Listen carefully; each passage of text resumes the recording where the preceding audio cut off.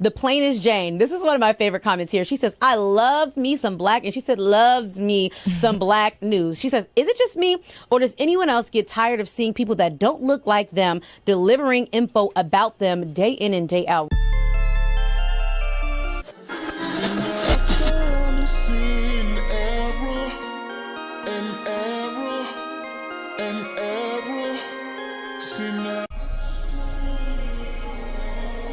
I'm your girl, the plainest Jane, and let's see what's happening in these virtual streets. You ready? All right now. This could be a crazy ride. I'm warning you now.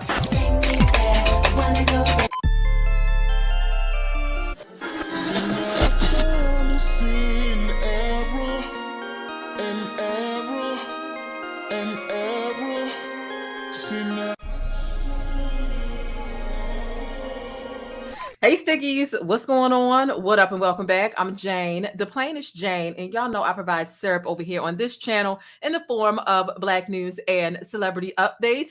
Welcome back to the channel.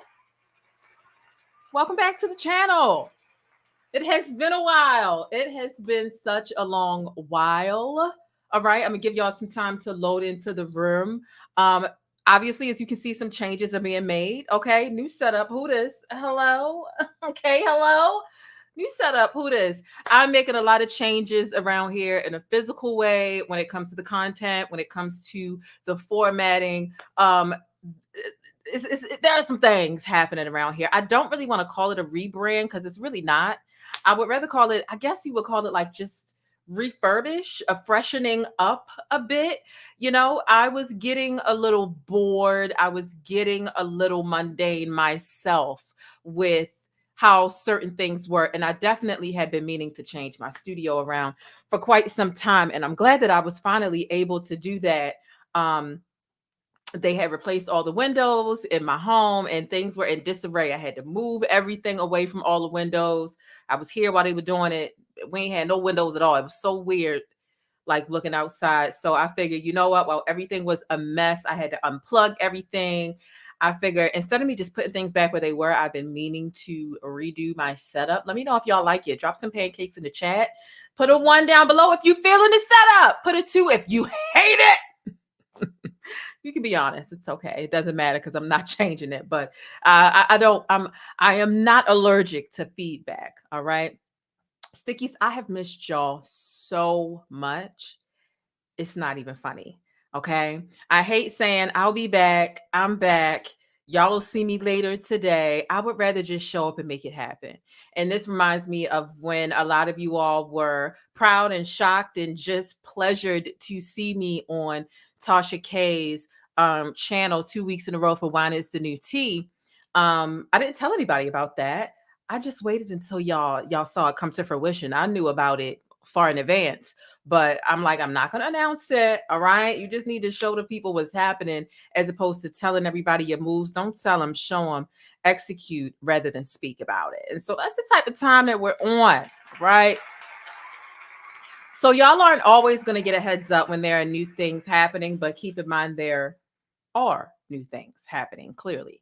But I won't always be able to give you all a heads up. And that just keeps me in a better headspace, in a planning mode so that I can plan in a way where I'm not like, shoot, I told them it would be the 15th and it's the 16th and it might not get out and like, I need to be able to plan in peace. You know what I mean? So, are y'all in here? Are y'all in here? Drop y'all pancakes. What did y'all have for dinner? It's 10 o'clock at night. I had some Alfredo pasta for dinner and it was really good. I ate half of it. Y'all know if I get the itis, all content is off. I can't do nothing when I got the itis.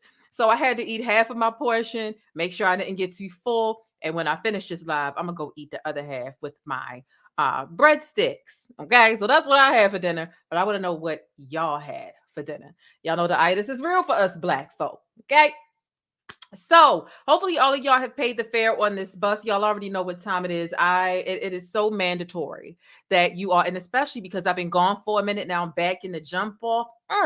Y'all have to support this video by hitting the like button.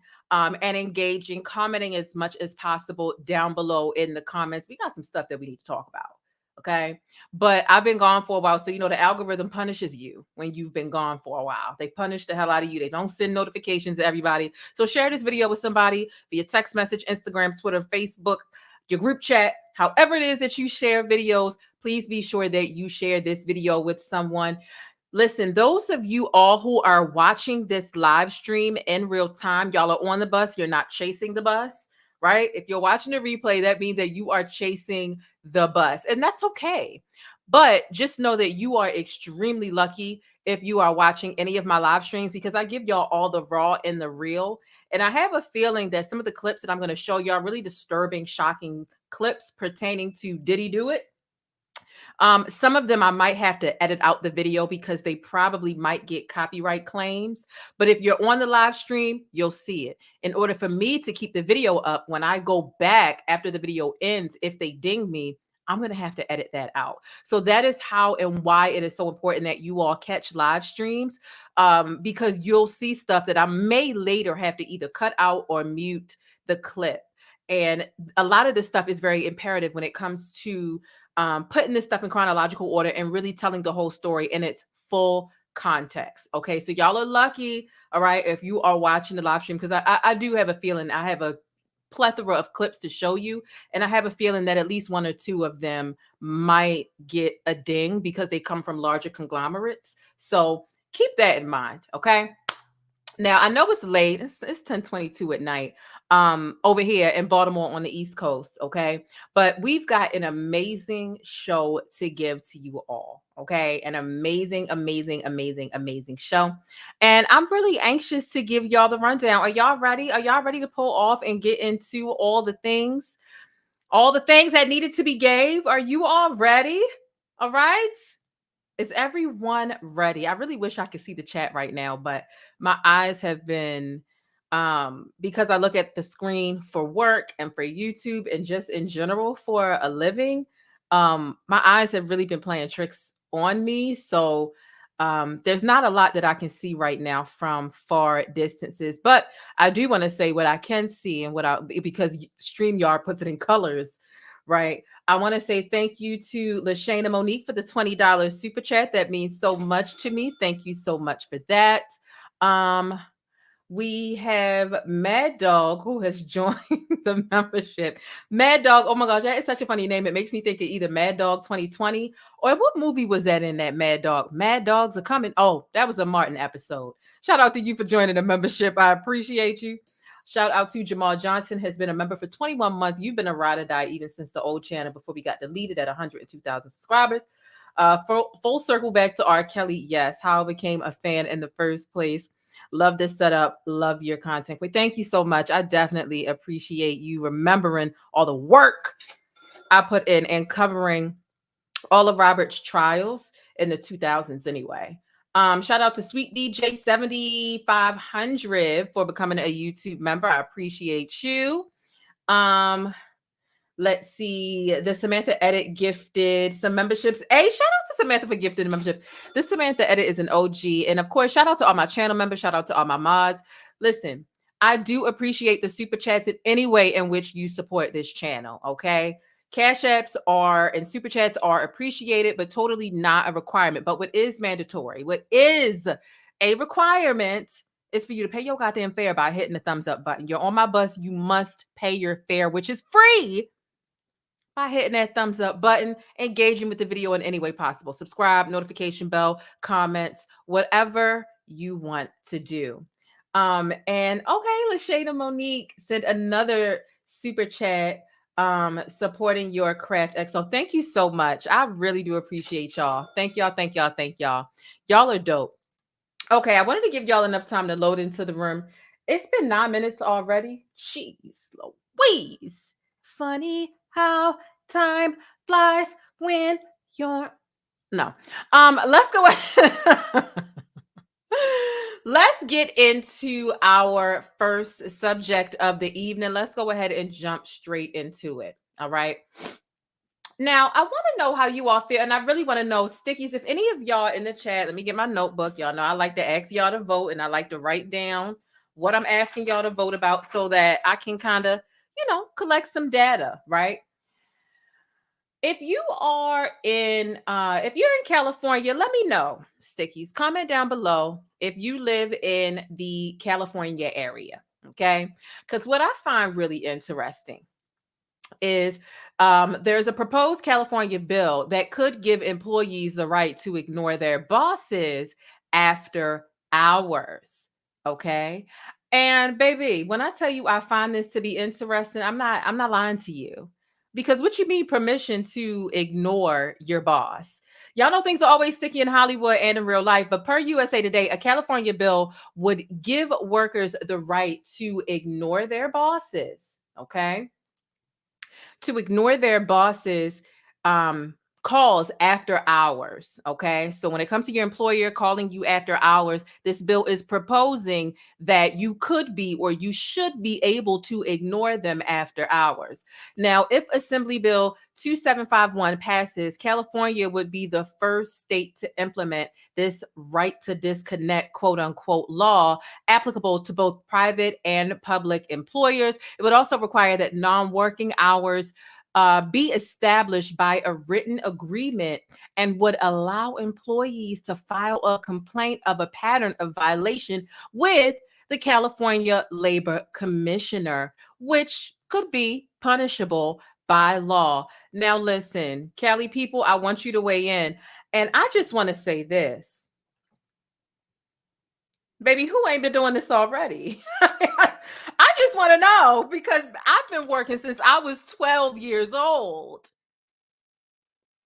Um, Baby, after I clock out, I have no obligation to be answering whatever you got going on. You're lucky if I get up an hour and a half early, and you're like, oh, can you go to this office instead of that office? Maybe, maybe not. But baby, bless your heart to anybody who needs this law in order to do it. Because, baby, I'm going to tell you, I didn't see it. I didn't see it. I was asleep. My cat was sick. Um, I cut my phone off at 5:02. Like what are you talking about? Like, what are you talking about that we need? But you know what, though? I totally understand. Although I kind of find this to be a little laughable because put a 4 in the chat if you've already been doing this. If you've already been doing this, put a 4 in the chat. Okay, put a 4 in the chat if you've already been ignored. If you already don't pay your boss or employer no mind after you get off, put a 4 in the chat. But I do understand why and how this law could become really necessary because you find some employers who may abuse their power, right? And the fact that they are the ones providing for you. Um, a lot of employees may find it difficult to speak up, to or about their employers because this is where their bread and butter is coming from. This is their livelihood. This is how they're paying their bills. This is how they're feeding their kids. This is how they're taking care of their family. So I guess it's great that this is happening. I did do some research and I saw that New York tried to pass this bill in 2018. Doesn't look like it was successful, but baby, this has been a practice of mine. All right. But listen, Stickies, what say you? I want to know what y'all think about it down below in the chat. Okay. Permission to ignore your boss after you off the clock, baby. Is there anybody who feels obligated to answer their boss when they're off the clock? Do you have an abusive employer? Because I understand how your boss can sometimes, you know, be abusive in a lot of different ways, whether it's on or off the clock. So I don't know. I don't know. Number 4, ignore boss. I like to go back and rewatch the chat and see what all of y'all are saying because obviously I can't see all of your comments while I am live. All right.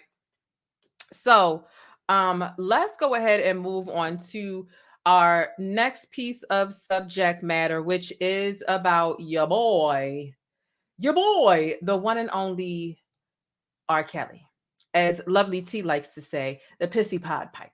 Okay, let's go ahead and get into that. Y'all know he's a disgusting fellow, right? And I wanted to get straight into some of this stuff before I gave all of my greetings and salutations, even though I had to reintroduce myself since I've been gone for so long. But let's go ahead and get into this, okay? Because Robert, there's always updates surrounding Robert because he's never not in the news, right? Like his 3 decades of abusive behavior towards minors and even some adults. He's always going to have court proceedings. Like it's never going to stop. It's never going to stop. So let's go ahead and get into some of this. All right. Now, Faith Rodgers is one of R. Kelly's victims. She is one of 5 women that R. Kelly was convicted of abusing back in 2021. And after she testified against him in the New York trial, things have still been transpiring past that. And so I want to refresh your memory on which victim she is. So let me make this a little bigger just so you can understand, and just kind of get a look at the imagery that I created for you all while I give you some of these details. So I want to take you back down memory lane so that you know exactly which victim she is and what she had to endure. Now, Faith Rodgers actually accused R. Kelly of failing to disclose an STD before they became intimate. And R. Kelly also allegedly locked her in a van with the child safety lock on for upwards of 8 hours. And this is a really sad and unfortunate situation. These are the allegations.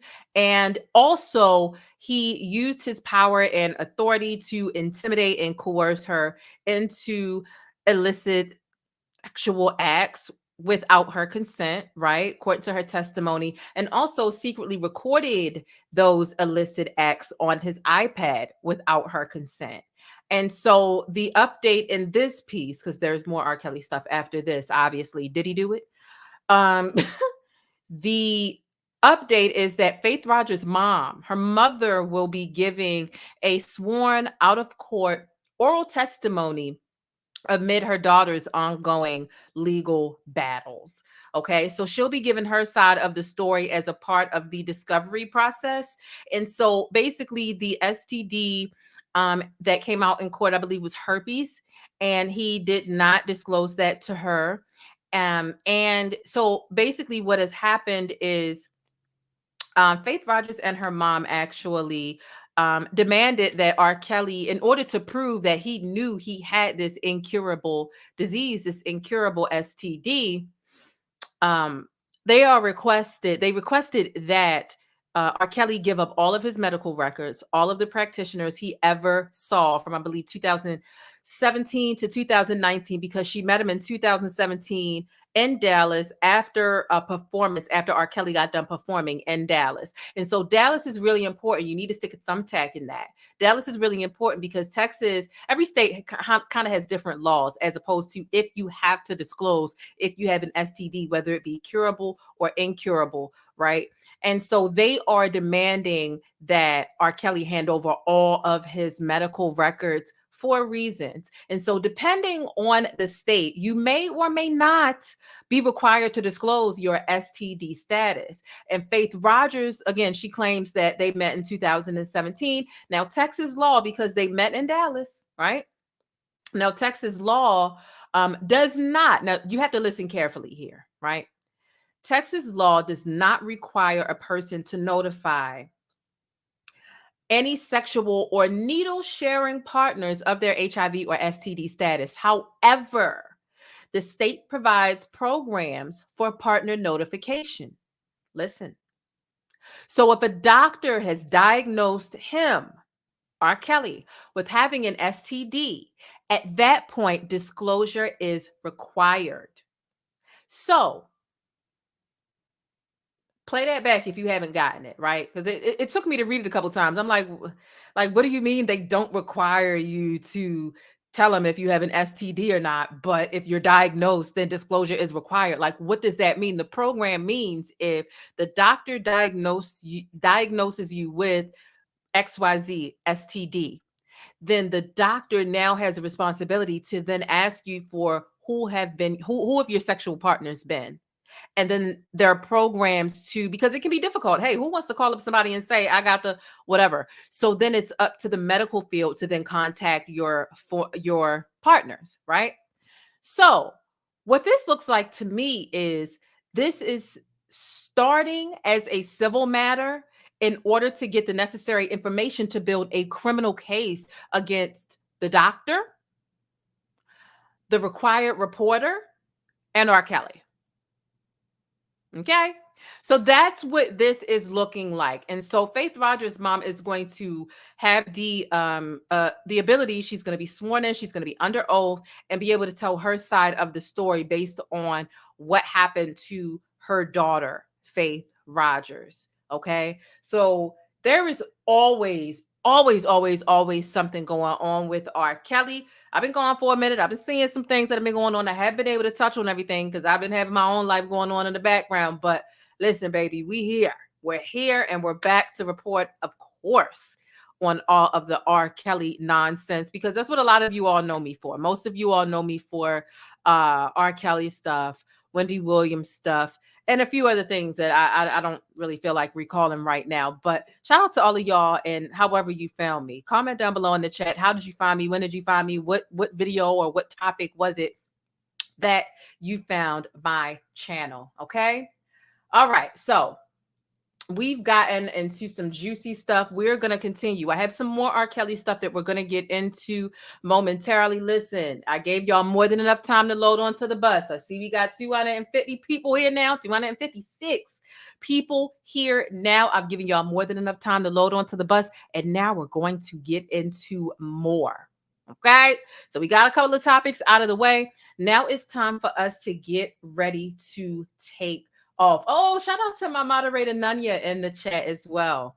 Okay, it's late, but we're here and we are going to continue with the show. Okay, so it is time for us to pull off. We got some R. Kelly and Diddy stuff that we're about to go over. We got some Stevie J. We got some Stevie J and Diddy stuff that we are about to get into. Lizzo, Ray J, Raven-Symoné, Ashton Kutcher, his wife, and Diddy. They're all shook. But baby, when I tell you I have some extremely disturbing clips pertaining to Ashton Kutcher and his ridiculous behavior, you see the title. It is very possible that he may be subpoenaed, and he shooketh, and his wife is shooketh. You know, his girlfriend from that 70s show, Mila Kunis. The clips that I'm going to show you pertaining to him and his now wife, and the clips that I'm going to show you pertaining to Ashton Kutcher and Diddy, baby, it's trifling. It's way too much. It's some sticky shit, okay? And y'all know we are delivering the syrup up over here. So if y'all are ready, drop some pancakes in the chat. We are going to continue spilling and dishing the syrup. Let's go. Hit that damn like button before I kick you off my bus and let go, okay? Rolex on your wrist, a plain Jane. You're tuned in to Jane, the plainest Jane. Be sure to thumbs up the video and subscribe, and let's get into it.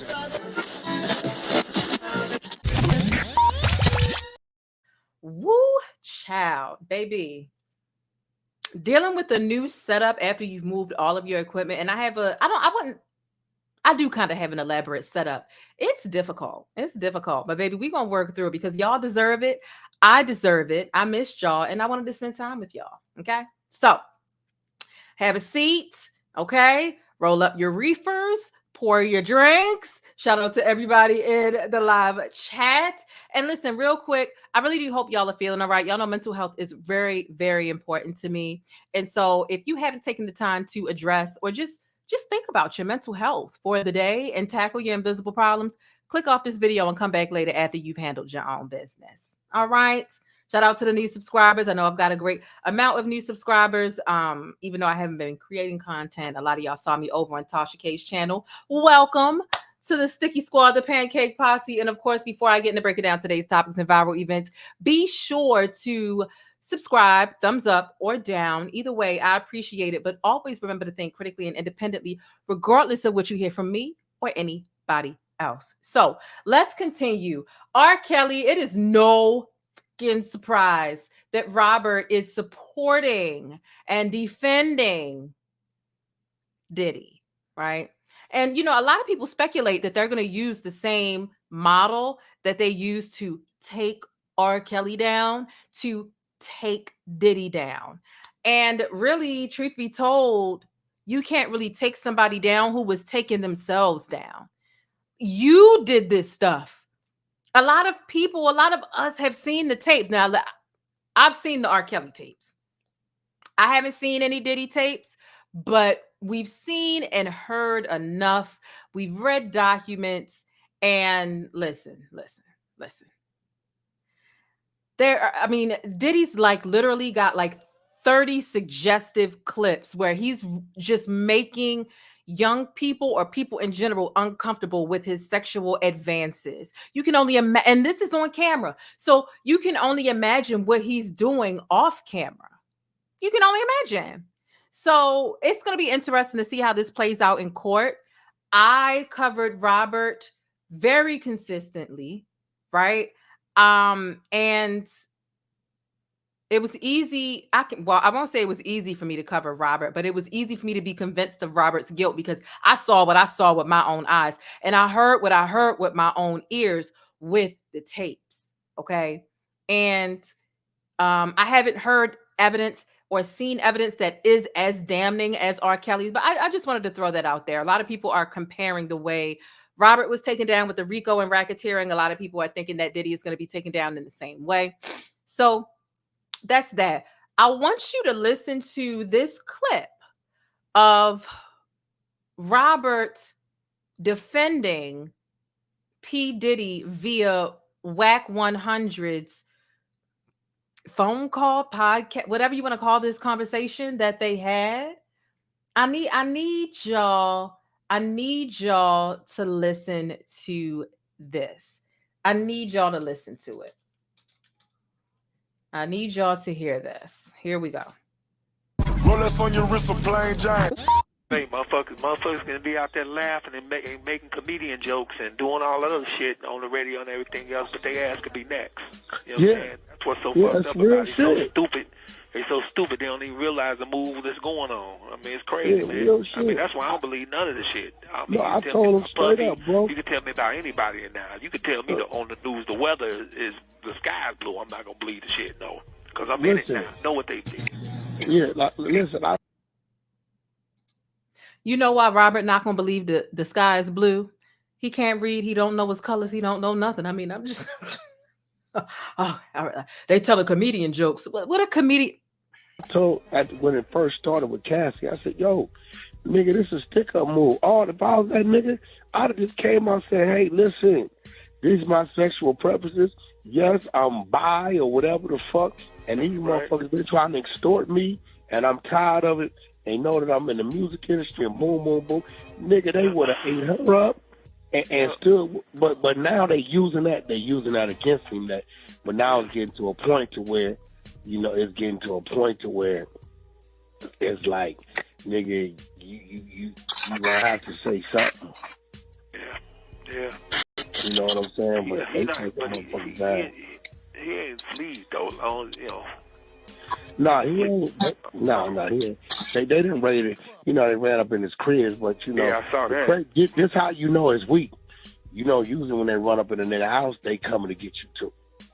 Yeah. They looking, they still searching and looking. Like that nigga ain't on the run or that. They ain't telling him to come turn himself in and no shit like that. They grounded his plane because they seen him moving. He wasn't even on the plane. They wanted to make sure he wasn't because they probably didn't restricted his passport and shit as of now. But yeah, this shit is crazy. Yeah, but that's how it all started though, Wack. You understand? Started. No, I know. I know. It's all that because they don't, it's crazy, man. I know, but see, they know fucking with him, he got some money, so they know they got to come right. They know if they come half-stepping, he do got the money to fight. So they ain't gonna. I do know this: if they do put him in cuffs, they only put him in cuffs because they got something at that point. So that ain't even necessarily true right there. Well, they feel like they got enough. Call is from the federal prison. They want you if they want to plan to get you, or if it's a conspiracy, anything, they put you in cuffs, bro. No, that's real. And I've been telling people, I've been preaching. I said, yo, one thing Artie taught me, what I didn't know, is we going off this state shit. Nigga, the law of the land when it comes to the feds is 18 across the board. You niggas in Jersey with the 16, Nevada and Atlanta, that's the state. But if the feds want to come in and pick it up, ain't nothing the state can do to help you or save you. You can't say what a state. Yep, the law of the land federally is 18. I said, I didn't even know that until, I thought, whatever the state said, that's what it was. Shit. Which is crazy. Like, it's crazy. I don't know why the federal law don't force state law to be 18 across the board. It's crazy.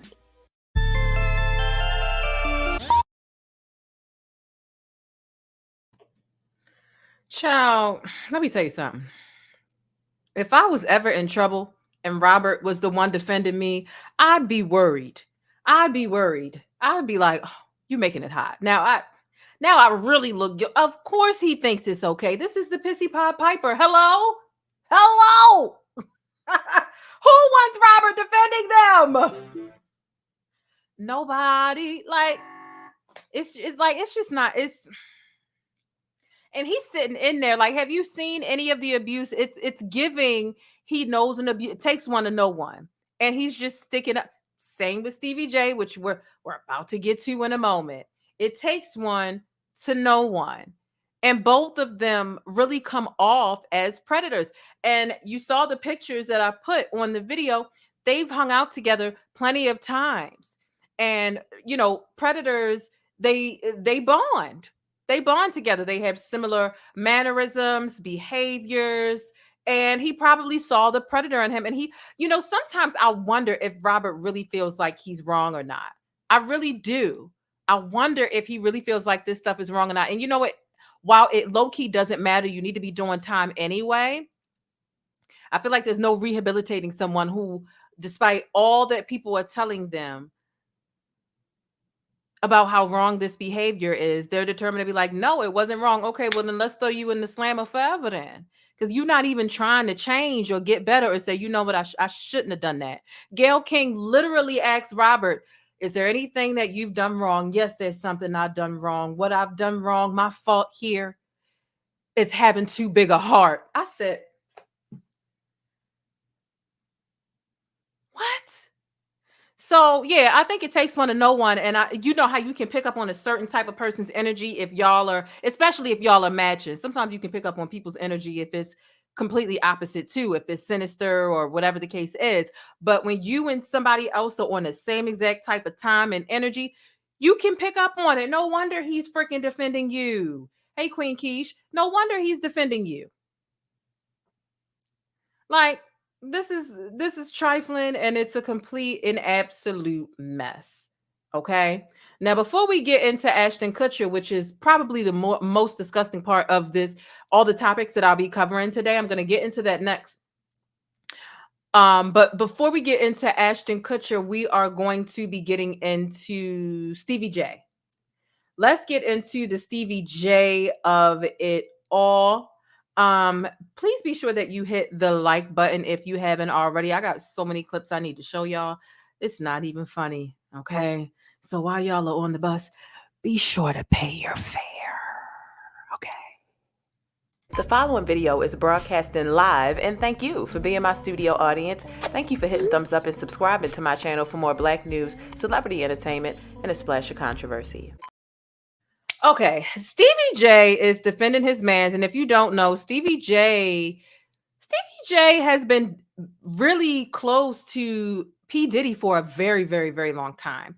Very public friendship, no different than Ashton Kutcher in their friendship. And not only that, they've worked together. Stevie J worked on Bad Boys for a long time. Stevie J is honestly a music mogul in his own right.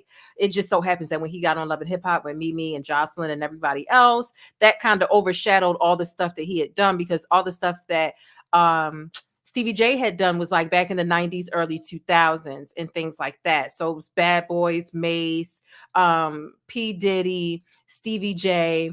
They were on the Bad Boys record label, really, honestly making magic. It sucks that these guys are really talented in music. Same with Robert, same with R. Kelly. I would never deny that. But they need to be held accountable if they're doing shit. And so here we go about to look at Stevie J waging war against 50 Cent on behalf of his man's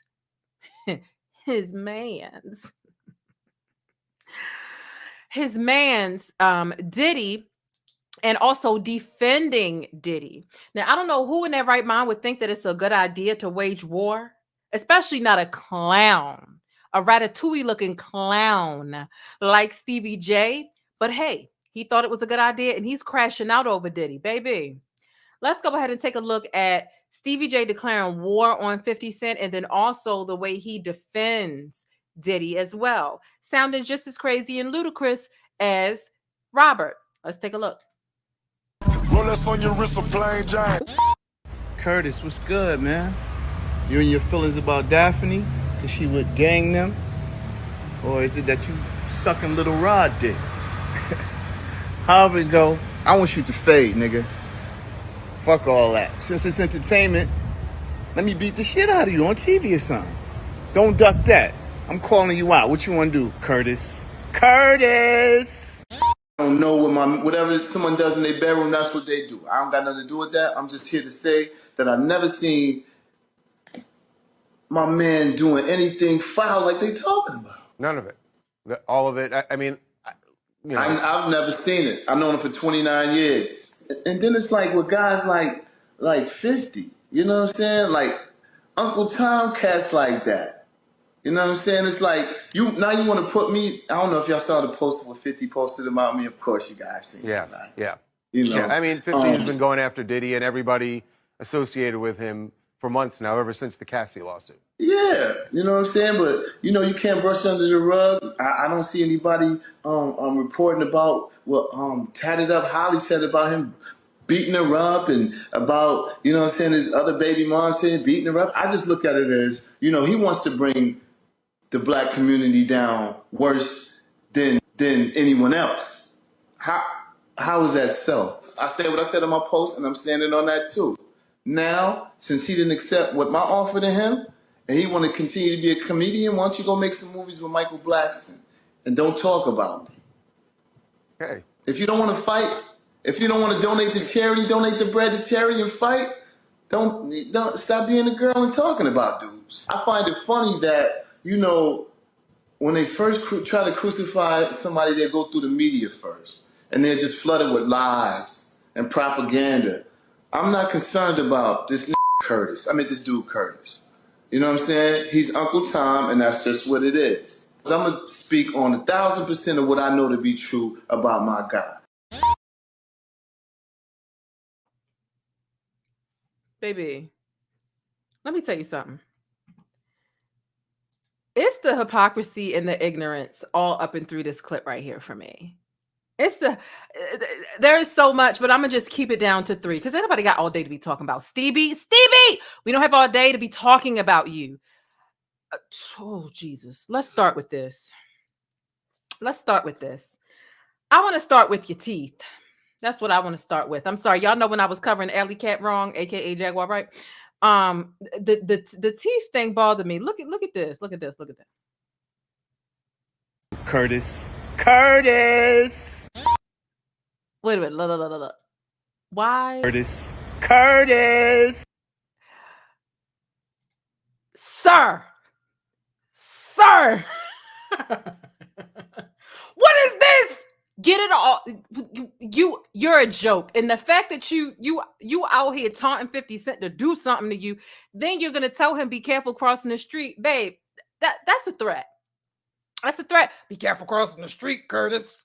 You gonna threaten this man? Show your ratatouille teeth. Curtis got way more pull, way more street cred than you. And what is this, my brother? Thank you for letting us know you don't have veneers, but we didn't need that close up. Very much uncalled for, very unprovoked. We didn't need it. All right? We didn't need that. All right? Very much uncalled for. I don't like it. All right? I don't like that. Keep your teeth to yourself. All right? You know, and also I remember because I watched Love and Hip Hop Atlanta back. What was that like? Probably like 10, 11 years ago. Might even been more than that. Long time ago, I was watching it. you defending P. Diddy when you Cisco, not Cisco from Drew Hill and Unleash the Dragon, not him. It was this other guy. He was slightly, bigger and bald-headed, light-skinned. And Peter Guns. Was Kirk Frost a part of that too? I'm unsure. But y'all called yourselves the Creep Squad. And y'all were all treating your women like crap. And y'all were also messing with a lot of young women. So how you were a part of the Creep Squad on national television before streaming was even a big thing on national television. Why would you willingly be in a group where you call yourself the Creep Squad? I think that you potentially, allegedly, have something to do, and you know about his behavior. You're just trying to cover it up because if they really continue to tug at that thread, you might become unraveled yourself, or you participate in that type of behavior and you don't want to see your homeboy go down for some stuff that you have normalized and that you feel as though is okay because y'all have money and power. Also, it's really pathetic that in 2024, there are so many Black people who misuse the terminology Uncle Tom. So if you're trying to call 50 Cent a tap dancer or a raccoon, then call him that.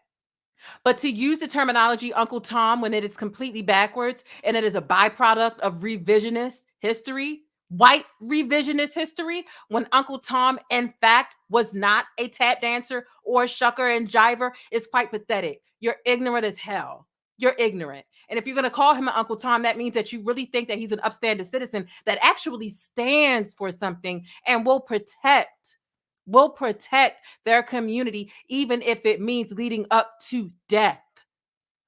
And then you continue to say he wants to bring the Black community down, but you're calling him an Uncle Tom. Do you know what Uncle Tom did for the Black community when we were in bondage?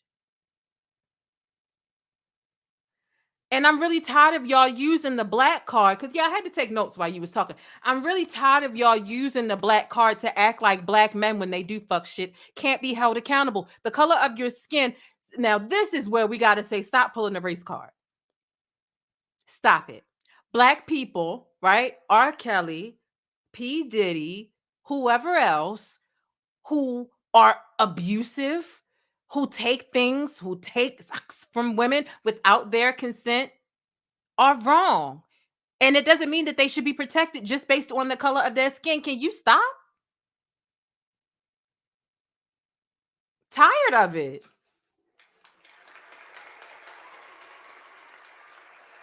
An entire clown. This is a woman who left Mimi to get with Jocelyn, to get with the cocaine bear, who blocked me on Twitter, by the way. Hey, Jocelyn. I mean, like, come on. Like, you don't make good decisions at all. Like, you are a non-factor. You're irrelevant. Cut it. Jeez Louise. So that's it with Stevie J, child. Let's move on to the next thing, because I'm so tired of him and his mess.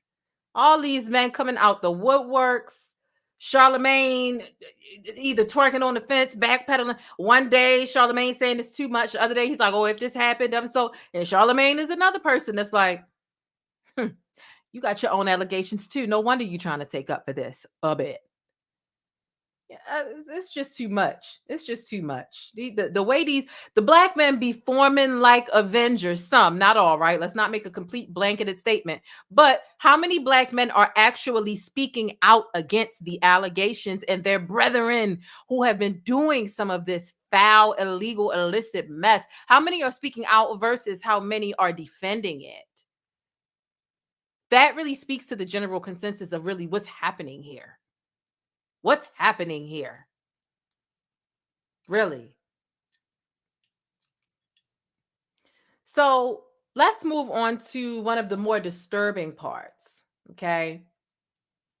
One of the more disturbing parts of this video, which is Ashton Kutcher. I do want to give you a trigger warning, because we are going to see, I mean, you're not going to see any body parts, but you're going to hear some disgusting dialogue and really honest confessions that came out as what Ashton Kutcher really felt like were jokes, right? Ashton Kutcher felt like this stuff was light work. It was jokes, but it's not a joke to a lot of people. It's not a joke to a lot of people. So let me put some of this stuff on the screen that I have prepared for you all. And I'm going to give you a little bit of backstory, and I'm going to really walk you through some of exactly what the real dynamic between Diddy and Ashton Kutcher really is, and where it all began. And really not even just in my words, Ashton's words. And like I said, you're really lucky if you are watching this video in real time, because I'm pretty positive that I'm going to be hit with some content claims and I'm going to have to cut some of the stuff out. Okay. I'm pretty positive. So if you're watching it live, enjoy. Okay. Because I know I'm going to get hit. At least I think I will. And so take a look at this. Ashton Kutcher is expecting to receive a subpoena amid the, Diddy Do It's, sex trafficking investigation. And you can see these photos. Obviously they've had a friendship for quite some time. And also amid him expecting this subpoena, his wife is encouraging him to shut the hell up. It's so many where there's no other way to say it. His wife is like, listen, I don't need you to say anything, because I'm not sure if some of you all remember, Ashton Kutcher spoke out in reference to one of his former castmates on that 70s show who was convicted for rape.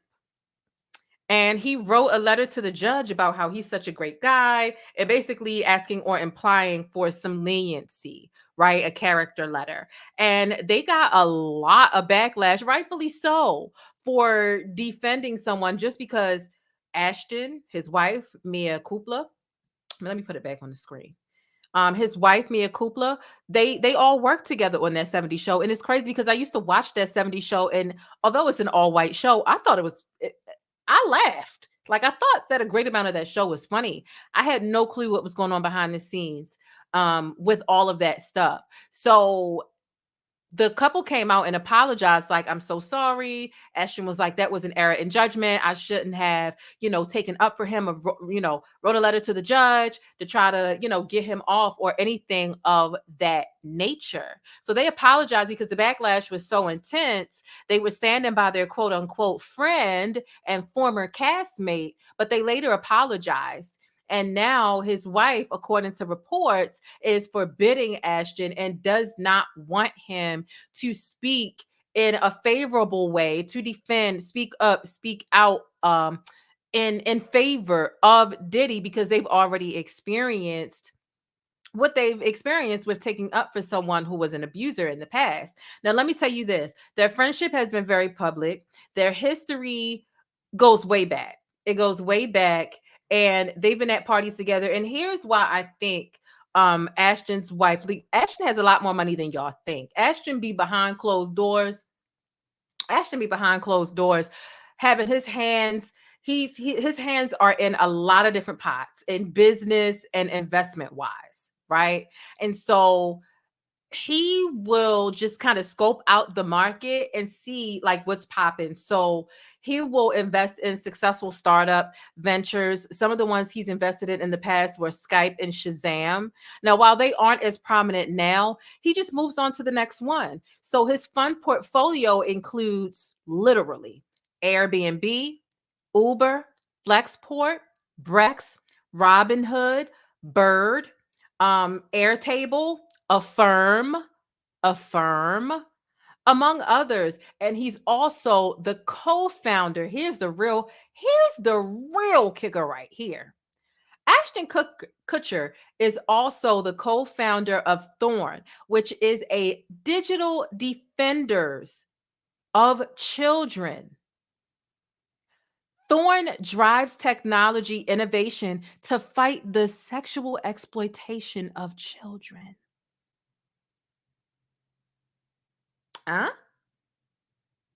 I'll read that again. Ashton Kutcher is the co-founder of a company named Thorn. Okay? And this company drives technology innovation to fight the sexual exploitation of children. Now, while you may or may not find that to be a shock right now, I guarantee you, when I finish showing you all these clips that I'm going to show you, you're definitely going to find it to be hypocritical as hell. Hypocritical as hell. So let me get into showing you some of these clips. Okay. And thank you all so much for watching. We got 542 people here. Listen, Cash Apps, monetary support, right? Super chats, Cash Apps are appreciated, but definitely not required. What is required, what is mandatory, is for you to engage with the video, like the video, comment, subscribe, hit the notification bell, whatever you got to do. Just engage with the video in any way possible. Let me pull up some of these Ashton Kutcher clips, and I'm going to start with the Ashton Kutcher clip that actually chronicles the beginning of Ashton and Diddy's relationship, and then we're going to get into like some exposing of Ashton Kutcher, to be quite honest with you. Diddy party stories, they're our favorite genre of anecdote, if you really? have one, yeah. Wow, okay, I've got a lot I can't tell. So, right off the bat, he got a lot he can't tell. Okay, brother. All right. Diddy party stories, they're our favorite genre of anecdote, if you have one, yeah. Wow, okay, I've got a lot I can't tell. So, I can't tell that one either.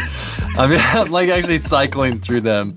There was one moment, so it's not really a party story, but our relationship was really bizarre. So it started over punked, because he was like, yo, don't punk you me. can't punk me. And I was like, I don't know what to tell you. Everybody's on the table. He's like, not me, I'm off the table.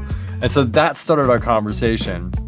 We became fast friends, and we used to just hang out, watch football together. Like,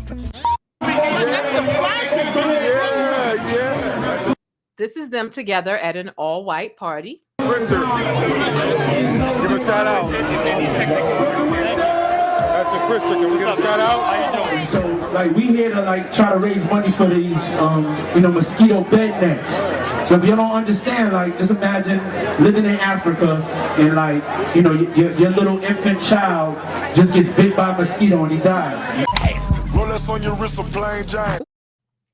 Diddy don't give a damn about nobody's child being bit by mosquitoes, but okay. So that was one clip. Let me get into this other clip that is, it is so horrific. It is extremely horrific. Let's take a look.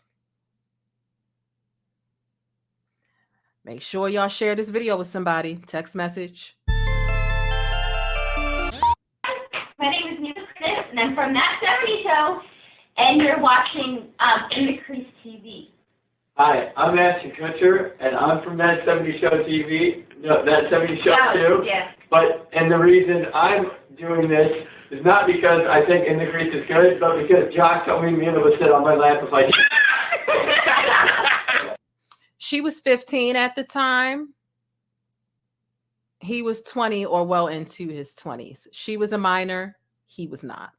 It feels good. Yeah. It's quite wrong, yeah. And what are the writers? They just throw you, they don't care.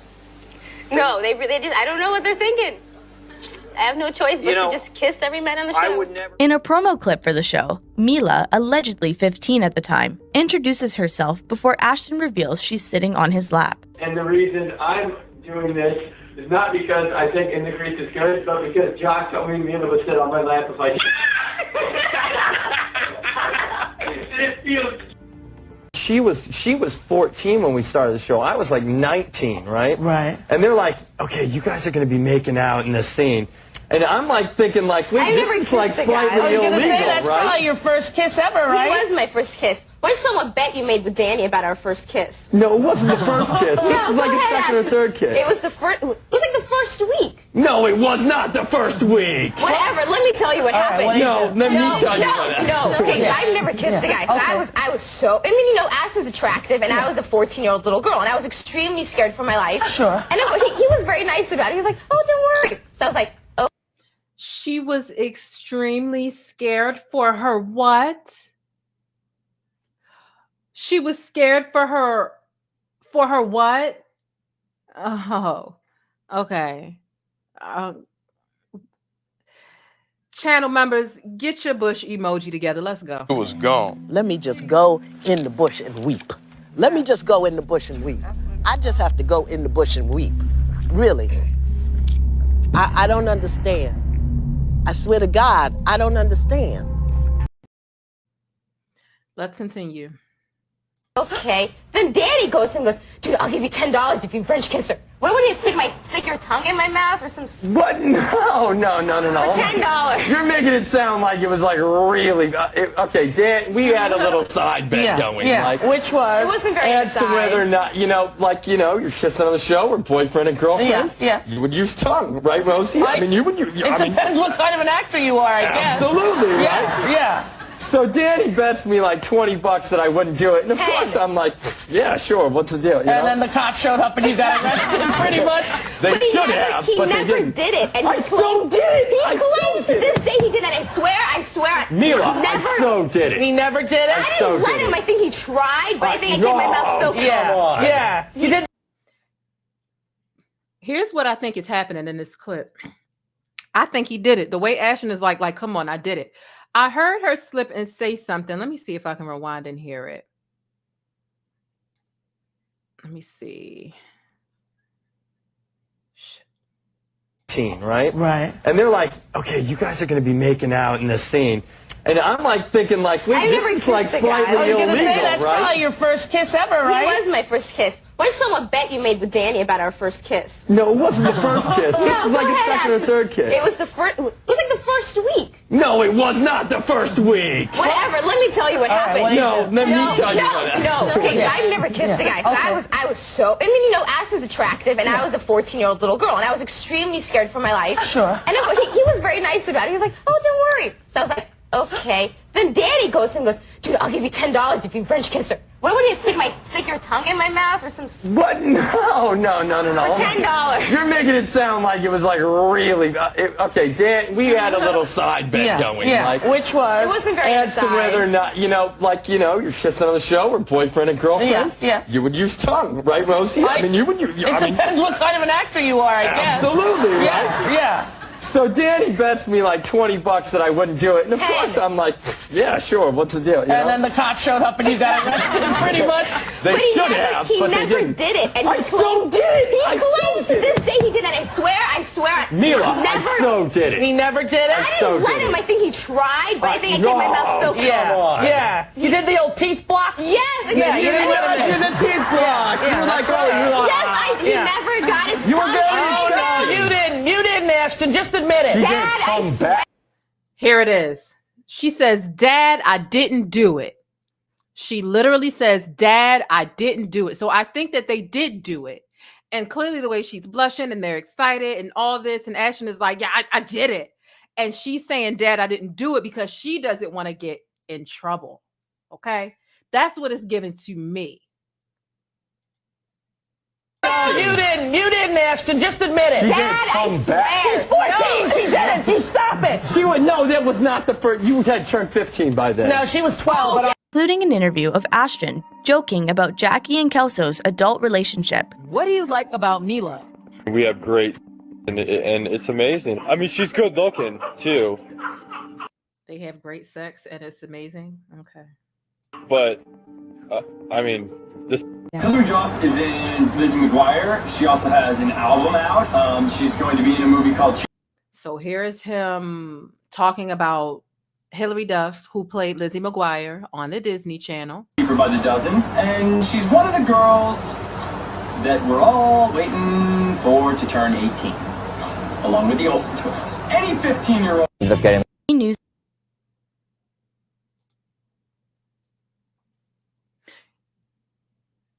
You waiting? You.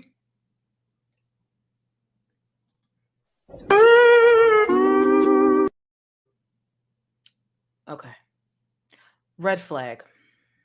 Interview where Ashton and 15-year-old Mila appeared to joke about dating. We're a couple. Couple of something, yeah. I guess you could say that. No, I'm kidding. Despite Ashton's behavior during those times, in a 2017 interview with The Howard Stern Show, Ashton recalled feeling off about their first on-screen kiss during season 1. It was really weird. I was like, wait, isn't this illegal? She was 14. Right. Like she was like my little sister. Like I wanted to make sure she was okay. Was Ashton just going with the flow of the script?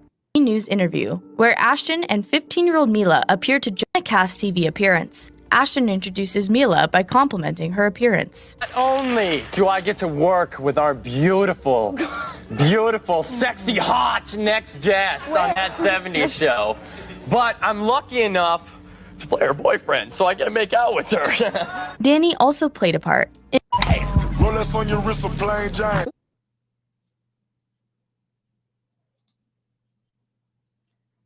So again, I read to you. Ashton Kutcher's full portfolio includes Airbnb, Uber, Flexport, Brex, Robinhood, Bird, all these other things. Ashton Kutcher is also the co-founder of Thorn.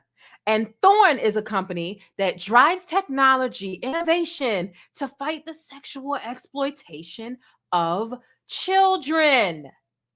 Hello? Hello? Hello?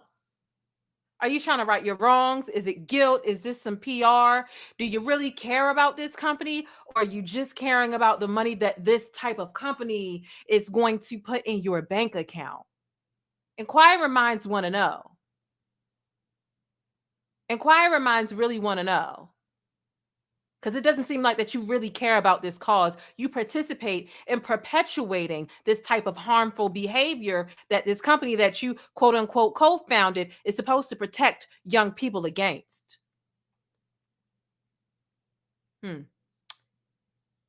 Muy interesante. Yeah. Eternal side eye for you. And I hope you get subpoenaed. And I hope you have to spill everything that you've seen. And I hope they get you caught up in cross-contamination if you don't just spill your guts and tell the truth the first time through.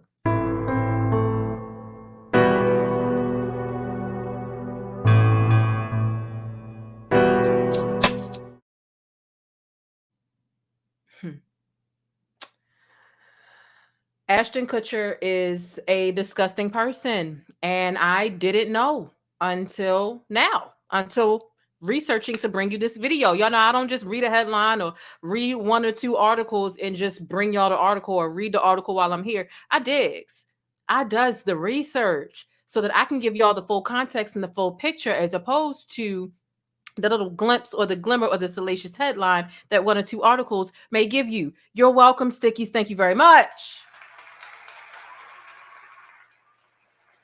Drop them pancakes in the chat. Oh, somebody says traffickers can use his Uber Airbnb services for their wickedness. Good point. Good point. Good point. He's invested into all of these companies. So this is why Ashton Kutcher is so wealthy. This is why he's so wealthy. Matter of fact, I'm just curious. What is Ashton Kutcher's net worth? 200 million. And you know, net worth, it means something, but it doesn't, because it doesn't mean that he has $200 million of liquid cash. But you know, sometimes just hearing the figure can kind of, I guess, give you an idea as to whatever types of assets they have access to. So that's interesting. 200 million. Okay. But he's a disgusting individual, and it's no wonder. You know, we've seen all of the photos of him with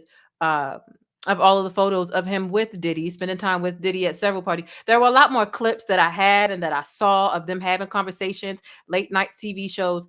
But I didn't bother to include all of them because, like I said, I'm pretty sure I'm going to get flagged and have to cut some of them out anyway. But yeah, definitely between Punk'd and he was doing Making the Band. Danity Kane spoke out today about this as well. Not about any sexual acts, but about just the mistreatment and the verbal sort of and psychological abuse that Diddy put the women of Danity Kane through. It will be really interesting to see if any of the guys from Making the Band and Day 26 and so on and so forth will speak out about Diddy's character and what they witnessed, whether they witnessed a great part of his character or not. It'll be interesting to see if the guys will speak out, but it's nice to see some of the women speaking out. Aubrey said some roundabout things a while ago. I saw Dawn speaking out today. So that's really interesting. So let me know your thoughts, Stickies, down below in the comments. Y'all know this is some sticky stuff. And any and all thoughts, I want to hear from y'all down below. Even if you're chasing the bus, it just means leave your comments and your thoughts down below in the comment section, right? Child, now it's time to get into Lizzo. Baby, Lizzo. Lizzo, Lizzo, Lizzo, Lizzo, Lizzo, Lizzo, Lizzo. Lizzo got some stuff to say. She made it to the news. Well, she didn't really make it to the news. She put herself in the news, and I think she thought it would be a good idea, but it ultimately ended up backfiring on her. Let's get into this Lizzo information. Lizzo basically said that she quit. She didn't say exactly what she quit, but we all took it as what? What do we all know Lizzo to be? If there was anything that Lizzo was quitting, what would it be? We only know Lizzo to be a musician, and I'll just leave it there. We only know Lizzo to be a musician outside of the lawsuit. So I don't even think it's necessary to read this post, but let's just go ahead and get to it for the sake of. I'm getting tired of putting up with being dragged by everyone in my life and by the internet. All I want to do is make music and make people happy and help the world be a little better than how I found it. But I'm starting to feel like the world doesn't want me in it. I'm constantly up against lies being told about me for clout and views, being the butt end of the joke every single time because of how I look, my character being picked apart by people who don't know me and disrespecting my name. I didn't sign up for this. I quit. She said, I quit. I'm telling you, Lizzo said, here go what Lizzo said. I'm tired. I didn't have it up to here. I had it up to here. Lizzo said she had it up to here. She's tired of the mess. Okay. And a lot of people had a lot to say because honestly, Lizzo she be doing sympathy and payola. I'm sorry. When her stuff is not selling, when she's not getting the type of... See, Lizzo will go sit at the front row of the NBA game in a thong, and she'll go out in the middle of a park with kids in a thong, playing a flute. She'll go live on Instagram eating an entire sheet cake, and she'll be online and, next to nothing, wanting a certain type of attention. And when she doesn't get that certain type of attention, now she's crying and she wants to quit. I remember when she came out with that song with Cardi B, she went live from her bathroom crying in a stocking cap, and everybody was just supposed to feel so bad because she was crying in a stocking cap because she said people were bullying her. No, honestly, I'm tired of seeing a whole bunch of ass cheeks on my timeline. I don't give a fuck how big or how small. It's old, and I need y'all to be more original. Line are very cloudy, they're very contrived, and it overshadows her actual talent. I started listening to Lizzo before all the antics came into play.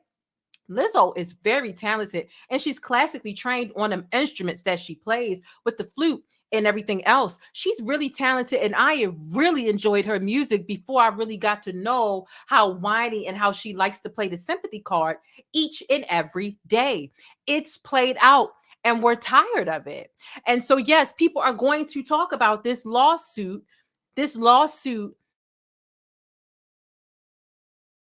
You are an employee,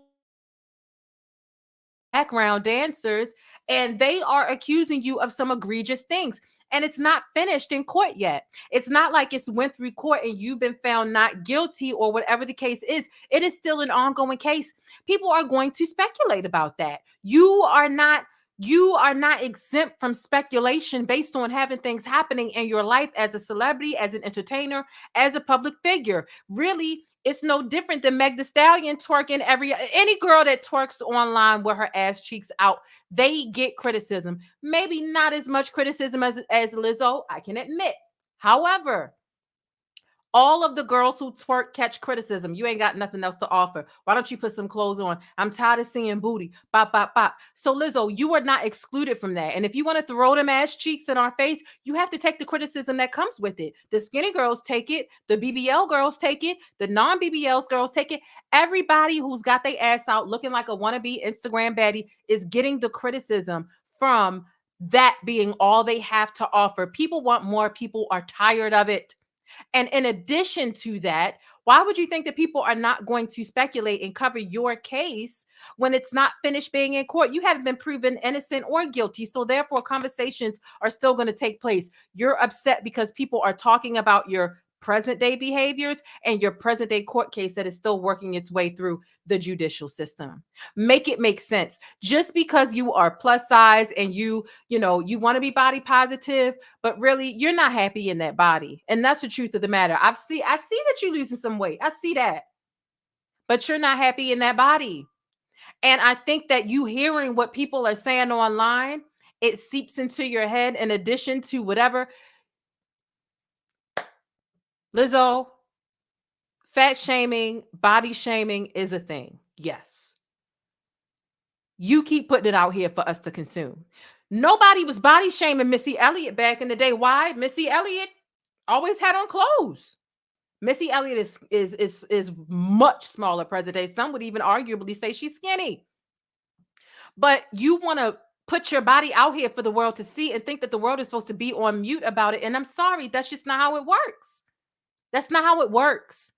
So every single woman that shows her body, hell, people even got negative shit to say about Angela Simmons, and Angela Simmons got a banging body. Oh my God, her body is banging because it's natural. But some people feel like the tiger stripes, the dimples is too much. Every single woman who exposes her body online opens themselves up to scrutiny. Every single one of them.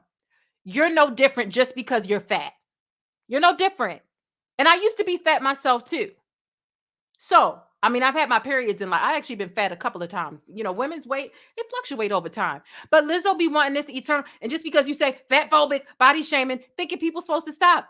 People make fun of skinny bodies too. People make fun of natural bodies too. You're no different, girl. So, I mean, I'm over this sympathy thing. This is not the first time. It's not the second or the third time she's done this sympathy shit.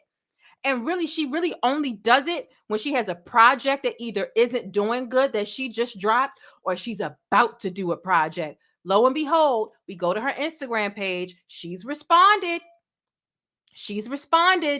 And then right after that, what does she do? Hey, I'm reviewing this product for this company. Oh, you got the internet all riled up because you're doing a review for a fucking product. So you got everybody worked up. You welcome the hate. Then you want to cry about the hate. Baby, let's just go ahead and get into what her response was. Because essentially she backpedaled and she pussy popped. She walked it back. Let's take a look. I want to make this video because I just need to clarify. When I say I quit, I mean I quit giving any negative energy attention. What I'm not going to quit is the joy of my life, which is making music, which is connecting to people. Because I know I'm not alone. In no way, shape, or form am I the only person who is experiencing that negative voice that seems to be louder than the positive. If I can just give one person the inspiration or motivation to stand up for themselves and say they quit letting negative people win, negative comments win, then I've done even more than I could have hoped for. With that being said, I'm going to keep moving forward. I'm going to keep being me. Once again, I just want to say thank you. The love that I've received, means more than you know. Rolex on your wrist, a plain Jane. Girl, not you tired of responding to you. I guarantee you this is not going to be the last time that you respond to negative stuff. And the thing about it was the message was so cryptic that Lizzo left that a lot of people interpreted it as she trying to off herself. She might be about to off herself. I hope she has the mental health support she needs. And while I do, despite the fact of me being critical of Lizzo right now, I do hope that she has the mental health support that she needs. I absolutely do.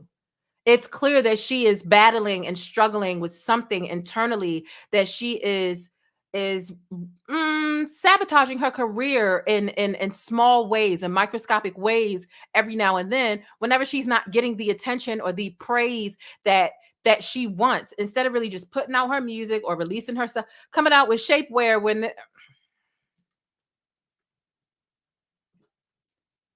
so in the midst of you saying, I didn't mean I was done with music, well then what the fuck were you done with? You made people think that you were either about to off yourself or that you were quitting. You were either quitting life or you were quitting music. And then you come, oh no, it wasn't that. It meant responding to the negativity. Well, guess what? When you release this message right here, you were met with a lot of negativity. And what did you do? You came out and you responded with this video. I mean, that the whole video response in and of itself was you responding to negativity.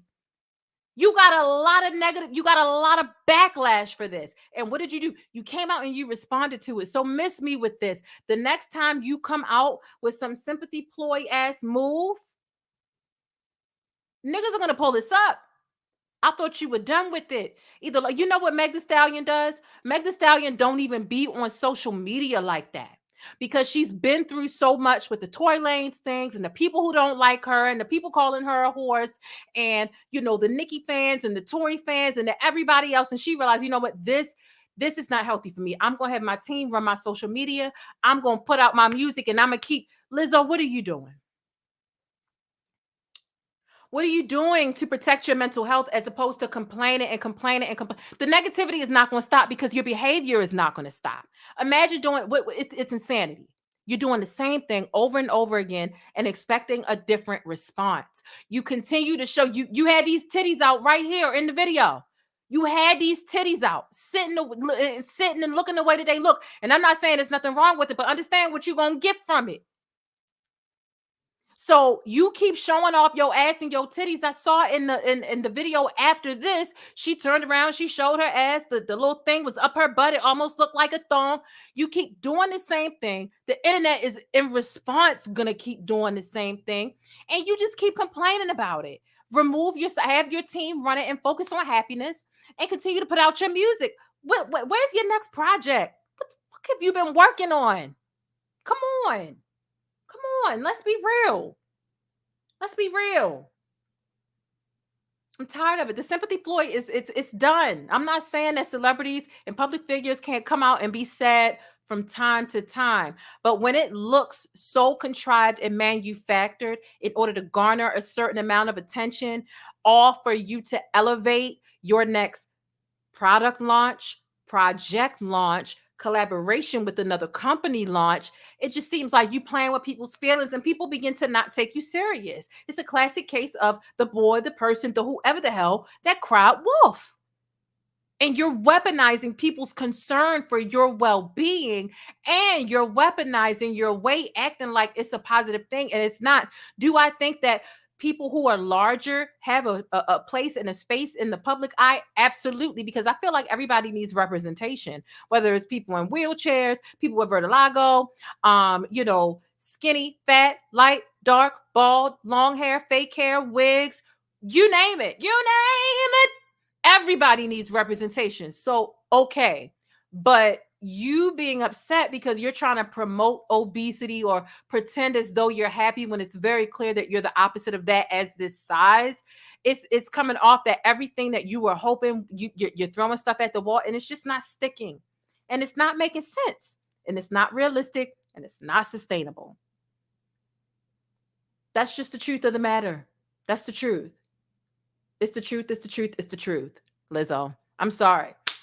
We got 910 people in the chat at 11:34 at night over here on the East Coast, baby. Y'all do me a favor. Hit that like button, okay? Hit that like button. I appreciate all y'all being here. And don't forget to subscribe to the channel while you're here.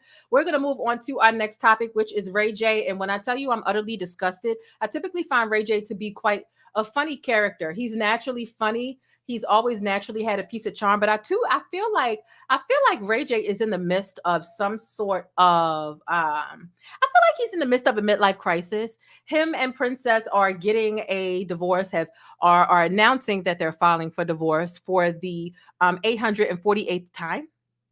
Okay. And I think that he's crashing out about it.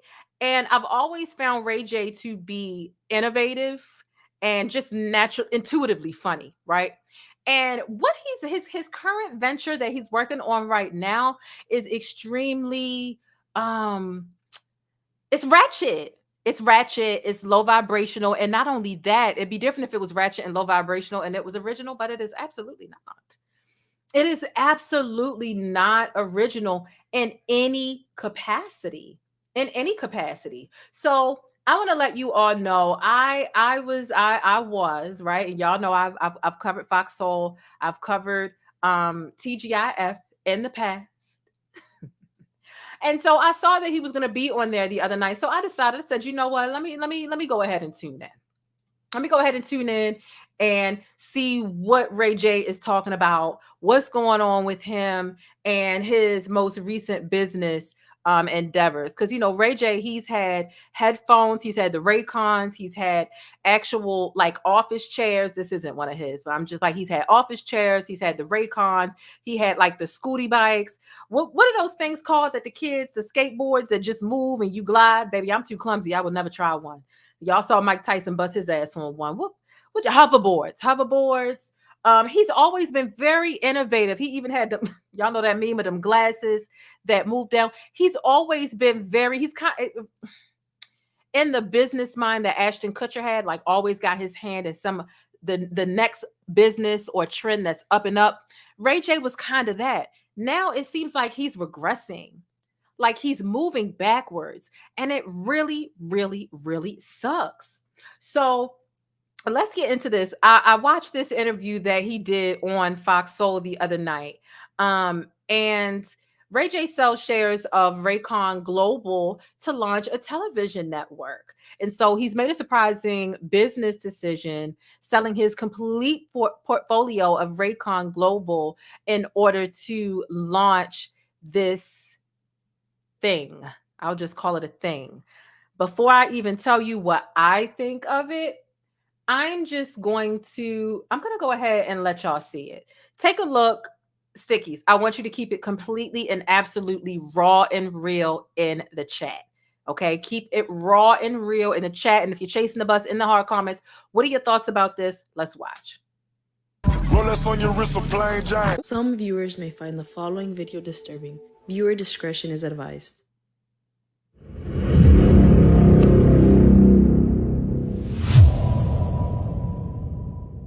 Let me talk, because I screenshot everything. Go through a divorce and all legally separated, so it's a tough question to ask. I don't care about filing for divorce, but I'm not a weak bitch. Thunderwall pull up to what?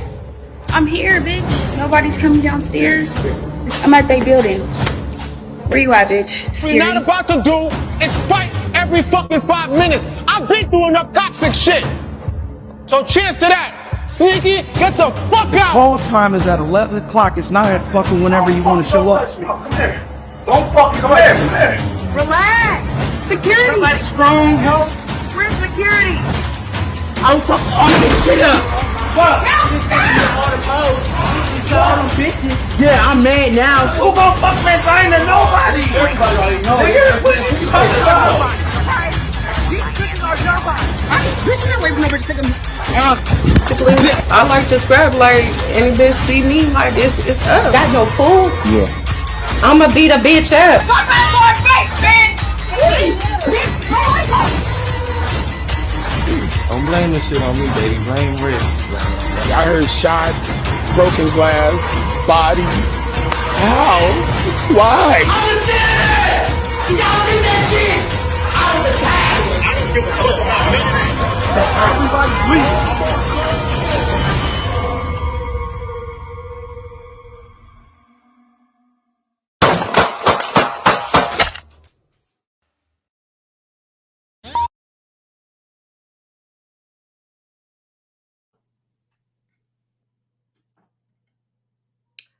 Really? Really? This is what we doing, Ray J? This is what it is. This is the next best move. It's giving what are we doing? What is this? Why do we need a Zeus 2.0? Why do we need a Zeus 2.0? I'm at a loss for words and trying to understand why you think that this is necessary. Okay.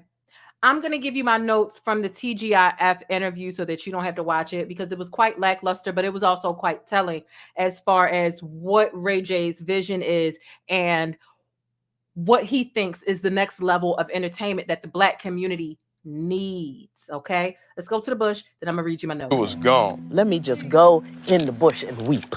Let me just go in the bush and weep. I just have to go in the bush and weep. Really. I don't understand. I swear to God, I don't understand.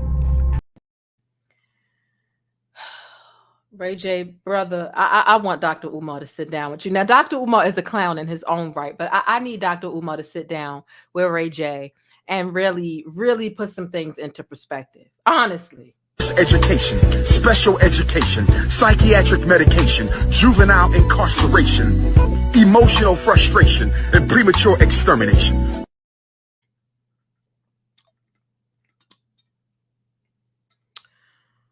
Ciao.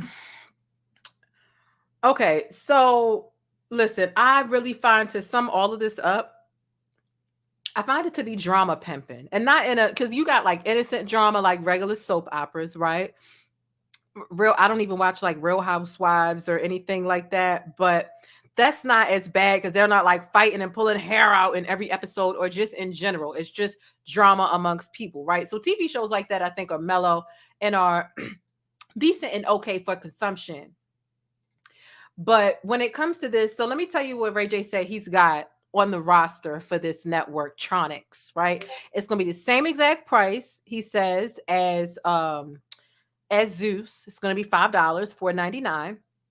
So you don't even have an edge or an advantage, right? He said he's coming out with a show called Lil Hoochies, which is about midget. Not supposed to say that word, right? Little people strippers. Okay, so a whole show, okay, about little people strippers, right? So one show is going to be called Lil Hoochies, about people who are short adults stripping, okay? Then he said he's got another show called Fight Club, and a lot of this stuff he's already filmed. He's just waiting for it to be edited. So I guess it really will come to fruition. Okay. Fight Club.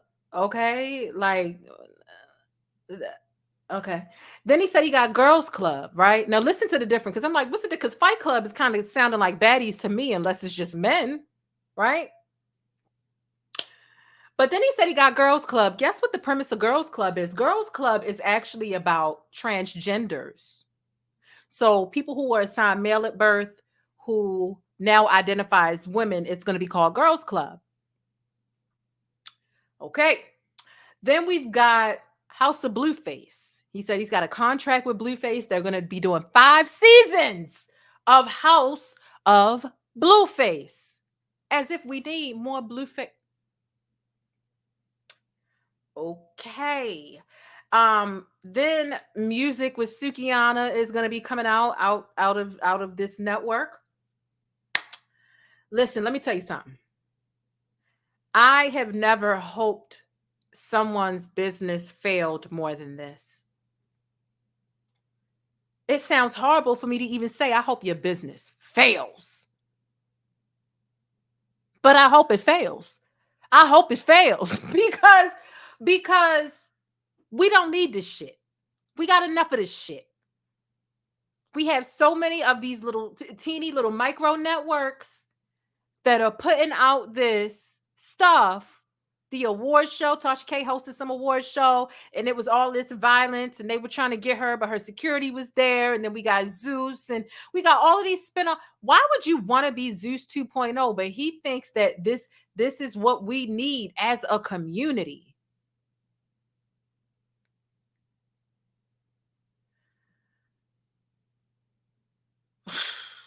Somebody said little people.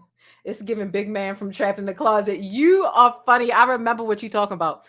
People who don't know Big Man from Trapped in the Closet, that was if you watch chapters 1 through 10. But anyway, most people only got into Trapped in the Closet 1 through 5, but whatever. That was when I was in elementary and middle school. I had no clue the monster that Robert was because our parents kept us in the dark. But my point here is, Ray J, we don't need this shit.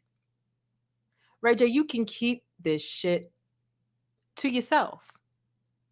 And I think that because I think that because Princess is leaving him, I think he's in a midlife crisis. I just so happened to be up last night because I meant to do this live last night, but I got tired. I was trying to get my clips together, and it just didn't happen. So I'm giving it to you all today. And I just so happened to be up last night on Instagram, and I saw it said Ray J is going live. I clicked on it so fast.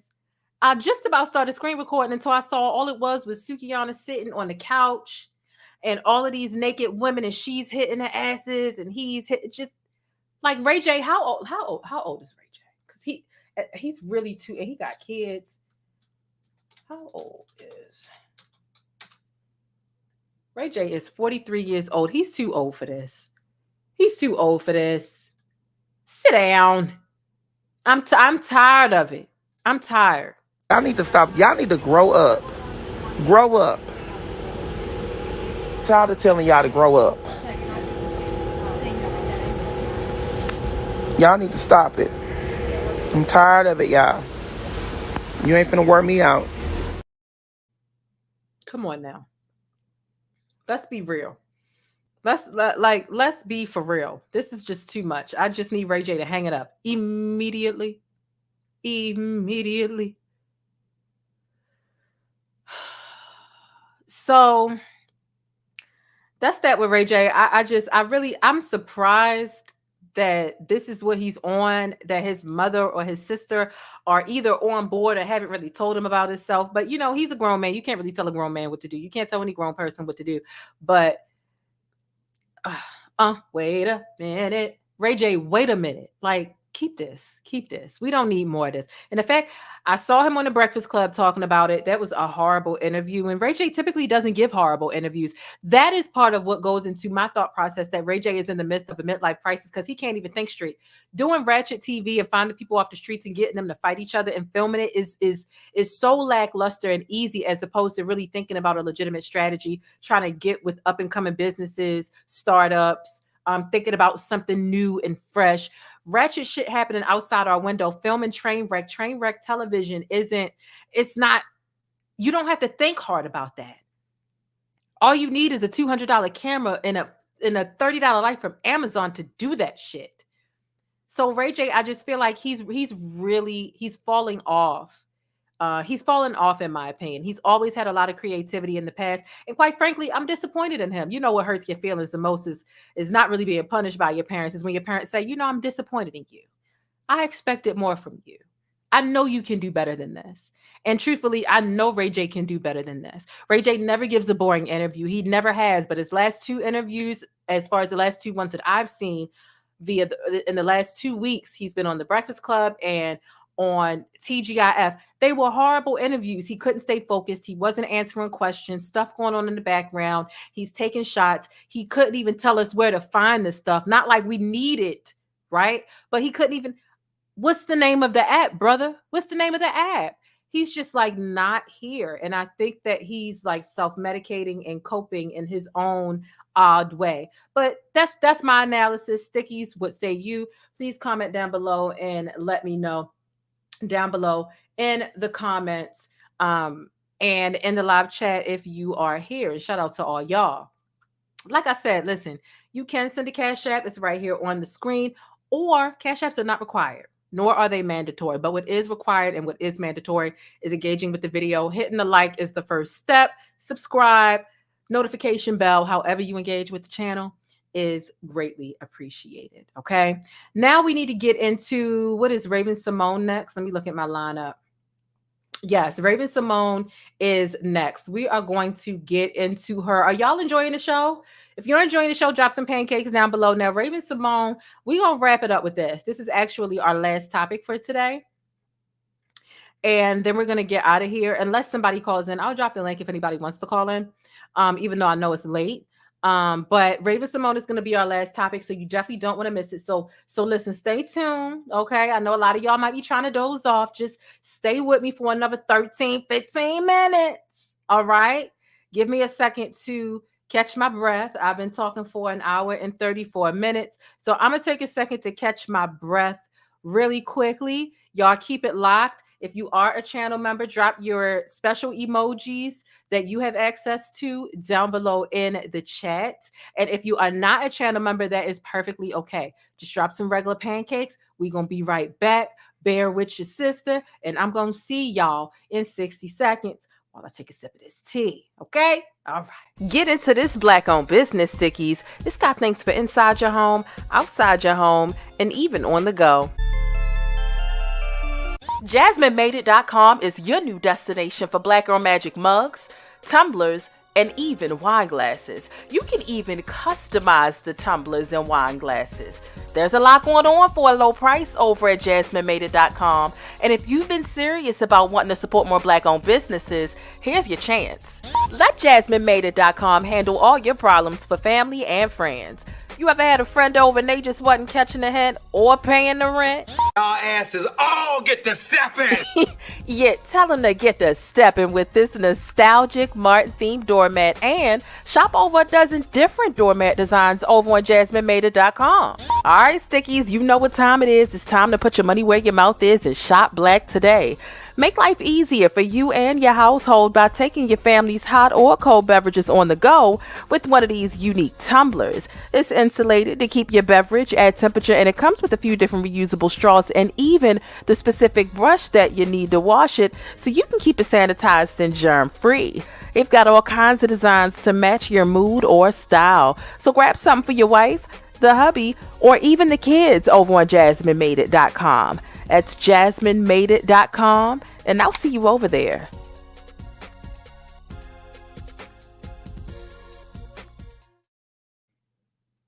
Also, don't forget you can use my code Jane for 10% off your purchase. There is no minimum purchase requirement. You can go in there and find something for $15 and still get your 10% off. Okay, just be sure to use my code. So, Raven-Symoné. Okay, now I dropped the link. If anybody wants to call in, you can. If not, that's okay because I know it's late. But I did drop the link in the chat. Scroll up if you do want to call in. Raven-Symoné is in the news because she put herself there, right? She put herself there. If you're not aware, Raven-Symoné has a podcast with, this is interesting. Raven-Symoné has a podcast with her girlfriend who is not of color. And I remember my introduction. I had no clue she had a podcast until I saw one clip of Keke Palmer on there. That was first. It still didn't. I found the clip to be cool. And then I saw Tiffany Haddish was on there. And while I don't find Tiffany in this era to be funny in any capacity, there was one moment that happened because both Raven and Tiffany are Black. And then this moment where her non-Black girlfriend, it was funny. There was this cultural humorous divide, and it was very natural and organic. So she has this podcast. So I want to get into this clip. Okay. Oh, thank you. Shout out to Ashley sent a Cash App. And then Rhonda sent a Cash App. Thank you so much. I appreciate your support and supporting the platform. It is very much appreciated. Thank you so much. And then I'll read the super chats in just a moment. Excuse me. Without further ado, let me just go ahead and get into this clip. I want to know what y'all think. I'm actually going to play it twice so that y'all have time to think about it before we kind of get into a little bit of dialogue regarding Raven-Symoné and her recent antics.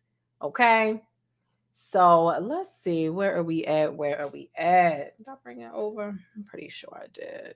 Did I bring it over? Or did I forget to bring it over? I thought I did, baby. I thought I brought it over. We're going to get into it. Child, I'm just coming back after. I've pretty much been gone for like a month. So work with a sister.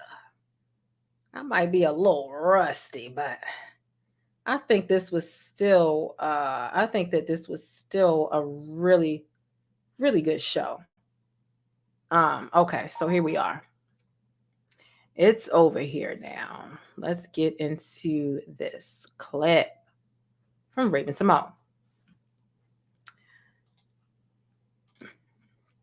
It's not her blaming Oprah about her demise. Don't want to be labeled gay. I don't want to be labeled gay. I want to be labeled a human who loves humans. I'm tired of being labeled. I'm an American. I'm not an African American. I'm an American.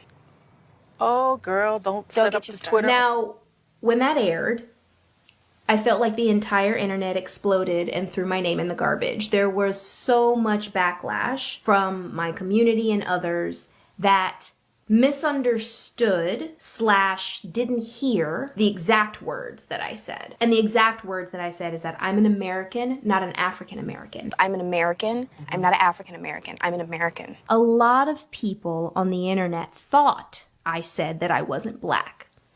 And I never said that. Difference. There's a difference between being black and mean? African. When I say that African American does not align with me, that label, it doesn't mean that I'm negating my blackness or I'm not black. It means I am from this country. I was born here. My mom, my dad, my great.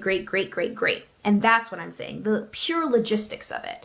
I understand my history. I understand where my ancestors come from. I also understand how much blood, sweat, and tears they've soaked into this earth in order to create the America that I live in today, free, happy, tax-paying American citizen. I also know that when I'm in another country, they don't say, hey, look at that African American over there. They say, that's an American, plain and simple. So how does the public reaction feel now to you versus how it felt in 2014?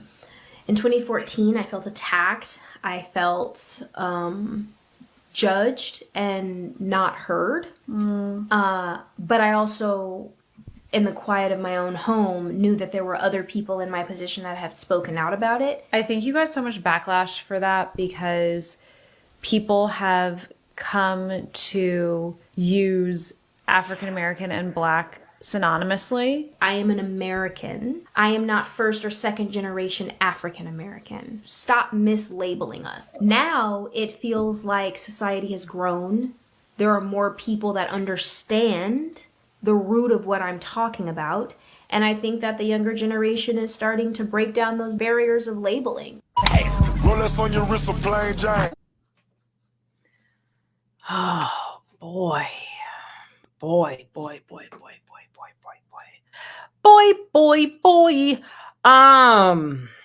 You know what? What I do, I'm not even gonna lie to you all. The way that I produce this show, the way that I produce my shows, I listen to them halfway. Like I might listen to the full 2-minute clip, but I really listen to them very passively so that I can digest it live with you all to tell you all how I feel about it, so that I can kind of react with you all.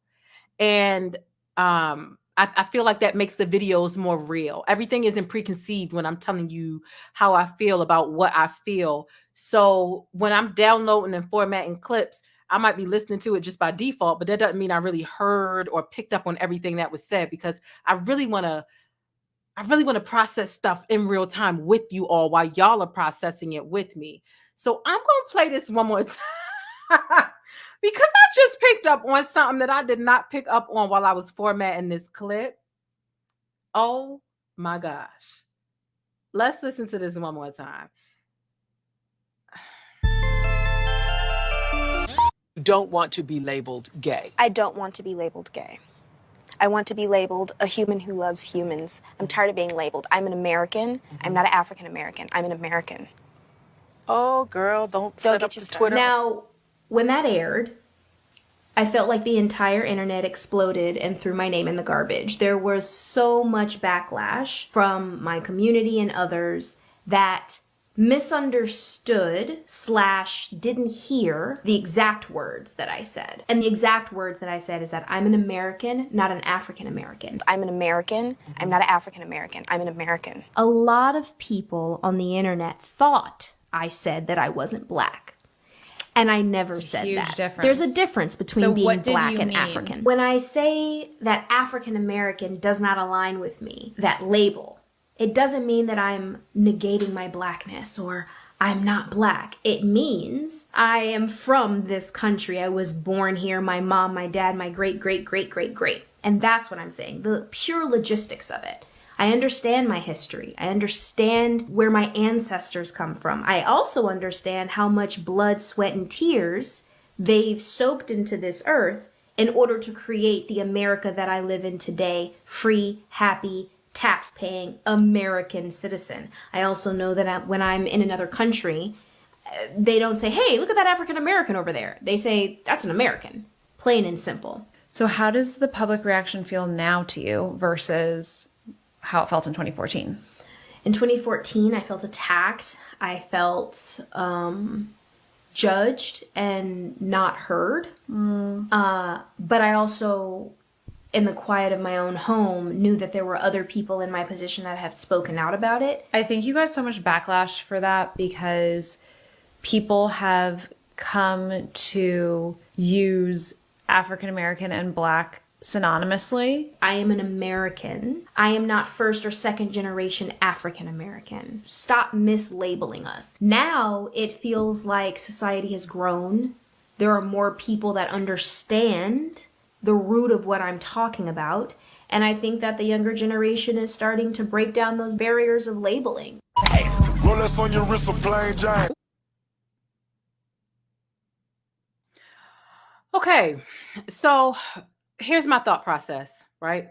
I see some people in the chat, and I think that they have a really good point, but they're talking about a specific country, right? So there are some people in the chat that are saying, oh, if I go to Africa, they're going to label me as an American. Well, absolutely. Absolutely. If you go to Africa, they're going to label you as an American. But that's not every other country. If you go to Europe, if you go to Paris, if you go to wherever, do you think they're going to label you an American, or do you think they're going to label you as Black, right? There are so many different definitions of what an American is. And why are you leaving Black out of that? I guarantee you, if Raven herself, right, with or without this hair grown out or not, they're not going to label her as an American. They're going to look at her as Black, especially without having pale skin. She's not European.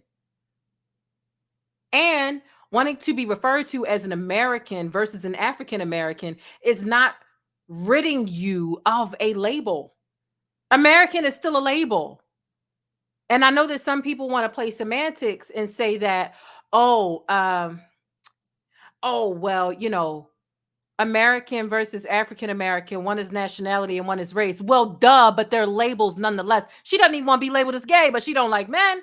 She likes women. It's a label. American is a label. If you were to say, I just want to be seen as human and that's it, I would get the whole no labels thing. But you want to be labeled specifically as an American. And Americans come in all different types of colors, creeds, and everything else. Everything else. So I totally understanding feeling like I'm not a first or second generation African, so therefore I'm not an African American, but you're still a Black American at the end of the day. You're not a white American. You're not an Indian American. You're not a Chinese American. You're not a Korean American. You are some type of an American, and there are a plethora of different types of Americans out here. You trying to rid yourself of the Blackness is weird to me. It's weird.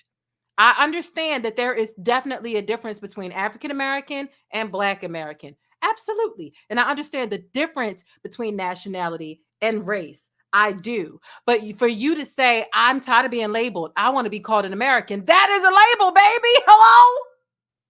Hello? That's a label. If you... Outside of you having a heartbeat and not being an animal and not being a plant, you are a human. Anything that you want to define yourself as outside of a human, it's a label.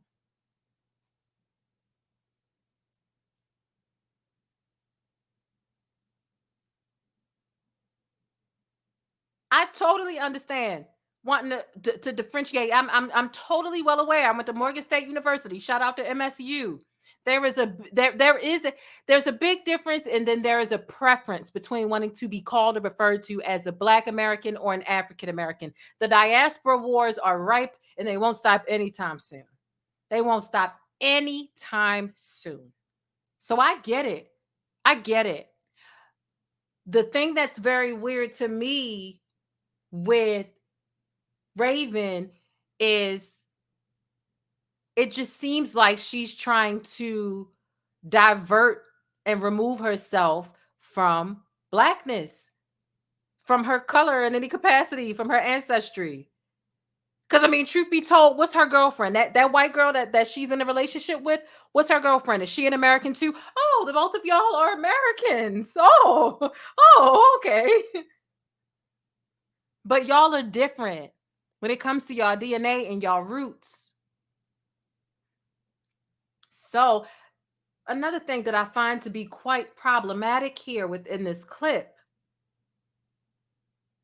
she's welcoming this white girl into the fold to speak about Black issues.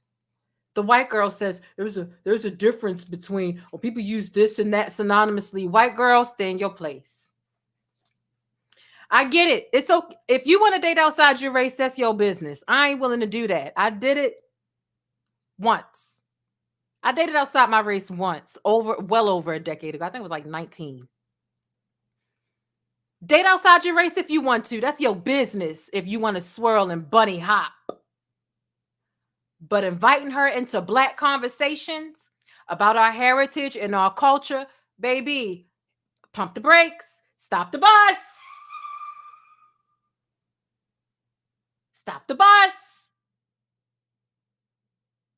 Because this girl doesn't have the right. Because you want to strip yourself of your Blackness and pretend that you are. Stop the bus. I don't like it. I find that part to be a bit cringy. And then she don't even want to be labeled as gay. But for you to even say that is a dog whistle to let us know that you are. I don't want to be labeled as gay. But you still want to let the world know that you're gay. You let us know that you were gay a while ago. So you wanted to send that message out to let people know that you belong to a certain community, but you don't want to be like, imagine wanting to be part of a certain community, but not wanting to be referred to. I want to know how the gay community feels about this. Like, I really do. I do. Raven has definitely made it known that she is a part of that community, but she doesn't want to be labeled as a part of that community. Like, how does that work? How does that work? I don't understand how you can want to be a part. Imagine me wanting to be part of the, let me see, what can I think of for this, for the sake of example here? I don't know. Let's just say, I can't really think of anything right now that makes sense. Let's just say I want to be a part of the NAACP committee. But when somebody refers to me as a member of the NAACP committee, I'm like, don't refer to me as that. Don't label me. Don't label me. I'm tired of being labeled. Don't label me that. But it's like, but is that where you belong? Is that what you practice? Do you go, like, does the community then kick you out? Because are you ashamed? Are you ashamed? I'm curious. I want to know. How does that go? I'm tired of being labeled as gay. Well, do you want to be labeled as straight? What do you want to be labeled? What, like, I don't want to be labeled at all. Well, then, like, why name gay? Like,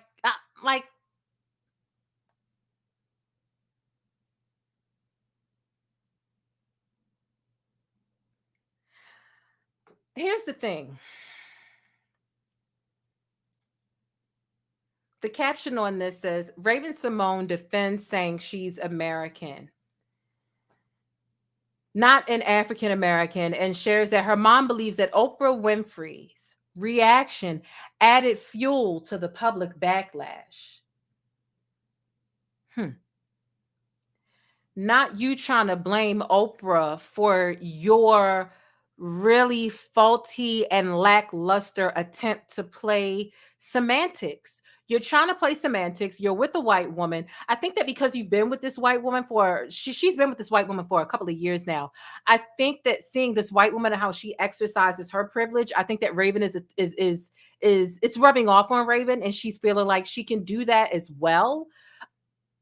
Oprah doesn't have anything to do with the backlash. What you're saying is slightly, it's nonsensical. Like, there was a slight point you were making with the difference between African American. There was a slight point that she was trying to make, but she definitely didn't meet the mark. she didn't meet the mark. Because again, Black American, African American, they can be two different things, and it's based on your preference, your lineage, and whatever you want to consider yourself to be, right? And you have the right to prefer what you want to be referred to as, yes? But when you try to make it really vague, when there are 98 different types of Americans that exist, and you talking about if I go to Italy or I go to France, I go to wherever, they're going to look at me as an American. No, they're not. They're going to look at you as a person of color. They're going to look at you as a Black person, not just an American. They might look at you as a nigga from America or a Black American, but they're not just going to chuck it up and say, oh, you're an American. No, they're not. And the fact that you are dancing around trying to consider yourself to be of color, you know what, do what you want to do. But it's given very much sooner or later, Raven, you're going to end up in the box that Stacey Dash is in denial of the fact that there is some color in your heritage. You're not just an American. You're not. You're more than that. You may not want to be, and it's okay if you want to assimilate away from us with that. That's okay. Consider yourself to be whatever you want to be. We're not forcing you to come to the Black cookout because it's clear you don't want to be here. You found your tribe over there with the non-colored folks. But don't try to play us for a fool and try to act like I'm just an American when that's a label within itself. This whole thing is giving hypocrisy. It's giving hypocrisy.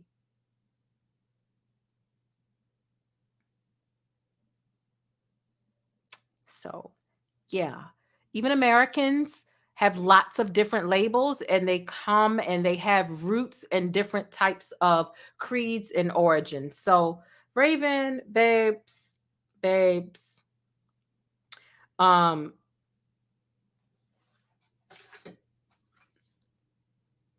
I would say before the year is out, and you receiving this sort of backlash had nothing to do with Oprah, and you trying to blame it on Oprah is really giving white fragility tease. It's giving white fragility tease. Like you're used to listening to the way that your girlfriend explains her points across, the privilege that your girlfriend of no color, the way that she lives her life, and I think that you're thinking that you can kind of like get away with that as well.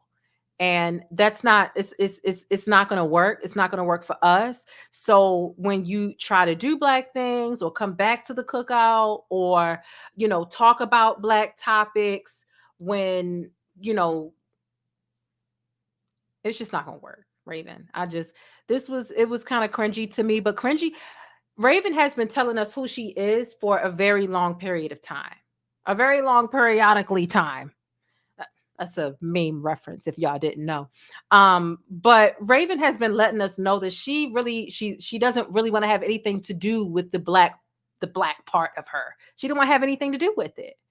And I think we need to listen to that and let her live that. It's okay. Is it cringy? Yes. Do we know the truth about it? Yes. But she's trying to assimilate away from it. And, you know, we just have to let Raven do that. But it's not Oprah's fault that you're getting this backlash. What you're saying through and through does not make sense. You're tired of labels, but you want to be labeled as an American. Okay. Okay. Why? Someone said, I like you, Jane, but you heard what you wanted to hear. No, I've listened to the clip 3 times. And I heard her say she wants to be labeled as an American, and she refuses to at least insert that she is Black. You've got plenty of people who are Asian, Chinese, Korean, Haitian, whatever the case is, and they're just those types of Americans, a Chinese American, Latin American, whatever the case is. Raven likes to not associate herself with being a part of the Black community when it comes to defining herself or labeling herself. If Raven was to go to Europe right now, they're not just labeling her as an American. They're labeling her as a Black American, a nigga American. That's what they're going to label her as, not just an American. Now, if a Korean American was to go over to Europe, do you think that they would be labeled as an American or a Korean or a Korean American or whatever the case is. And it's okay if you disagree. I ain't trying to argue with you. I feel how I feel about it, and I respect the fact that y'all are putting y'all thoughts down below in the chat. But I feel how I feel about it. And Raven has been making comments like this that have been, you know, pretty cringy and pretty, I'm not that. I'm not y'all. I don't fuck with them for quite some time. And it's quite strange. And I think that it's going to continue to get louder, especially because she has a podcast now, you know, and it is what it is. So, you know, we can agree to disagree. That's okay. But Oprah is not responding. And this is the part that gets me, where it's giving white fragility tease. Oprah's not responsible for the backlash. How is Oprah responsible for the backlash that she received? So because Oprah, you know, now Oprah got her problems too, but because myself and Oprah share the same views, it means that, because I do share Oprah's view about this in this particular clip right here. How can't Raven take accountability and be like, okay, people just didn't like what I say. Oh, Oprah is the reason I got this backlash. No, people just didn't agree with it. It's giving Karen. That's what it's given. And she's dating a Karen.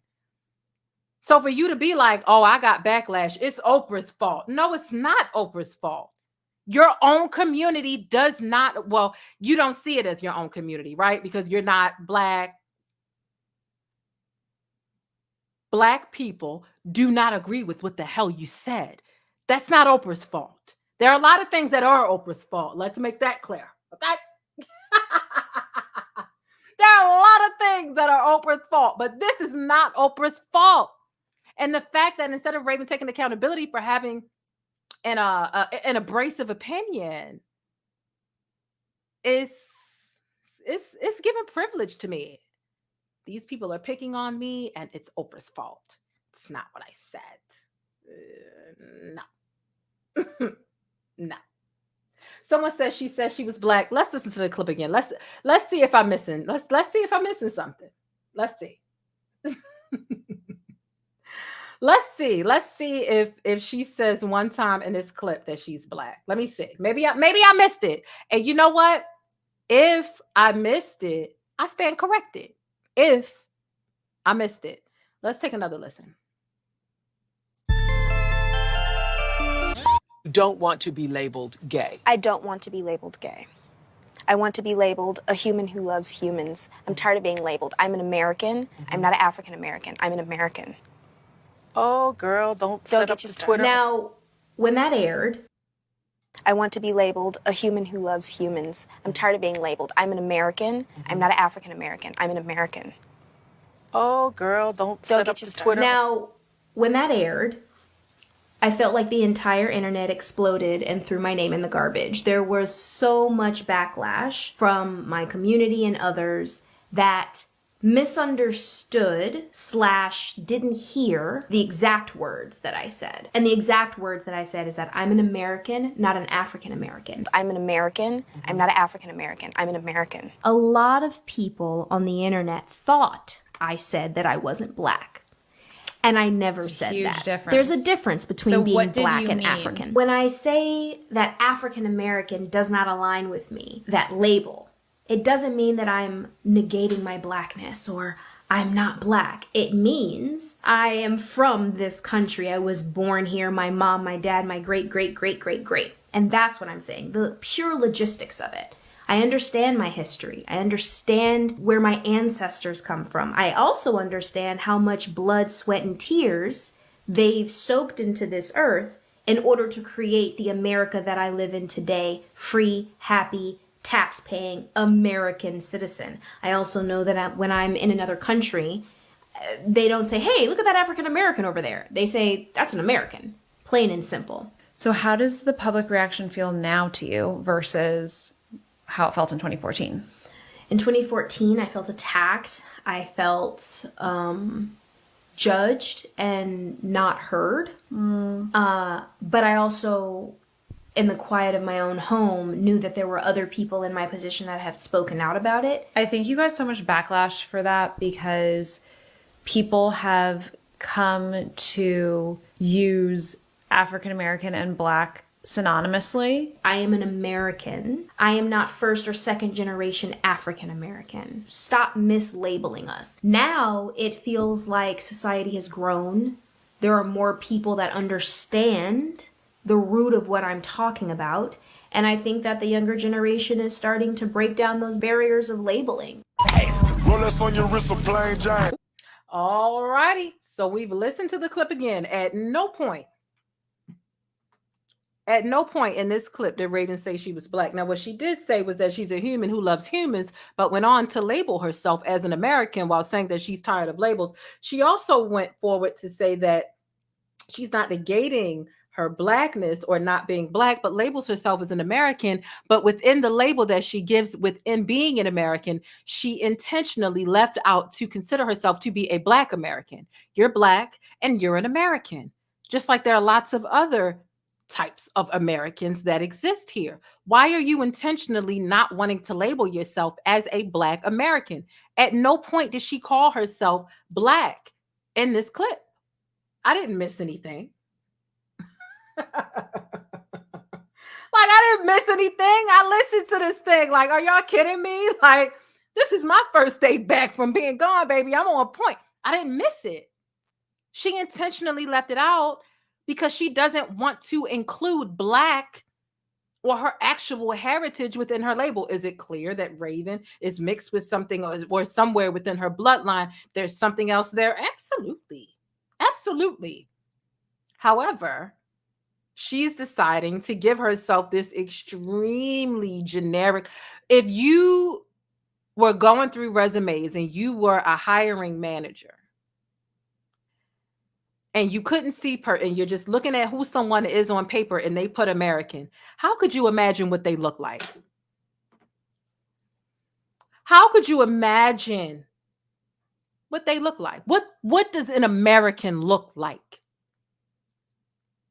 There are lots of different Americans, and we all look, act, have different cultures, habits, traditions, origins. What is an American? It's very vague. And I guarantee you there's not a single Indian American over here on this soil who just says, I'm an American, nothing more. They are proud of who they are. I guarantee you there's not a Korean American on this soil who will leave Korean off of their descriptive. They are proud of who they are and their heritage and their culture. So you tell me why Raven is so ashamed to include black onto her American. There's nothing wrong with wanting to be called or considered an American, but why are you so afraid? Because Americans come in all different colors, shapes, sizes, nationalities, origins, creeds. Why are you afraid to label yourself? Because you're labeling yourself an American, right? All you got to do is add one, black. Come on now. Let's be real. Let's be real. Come on.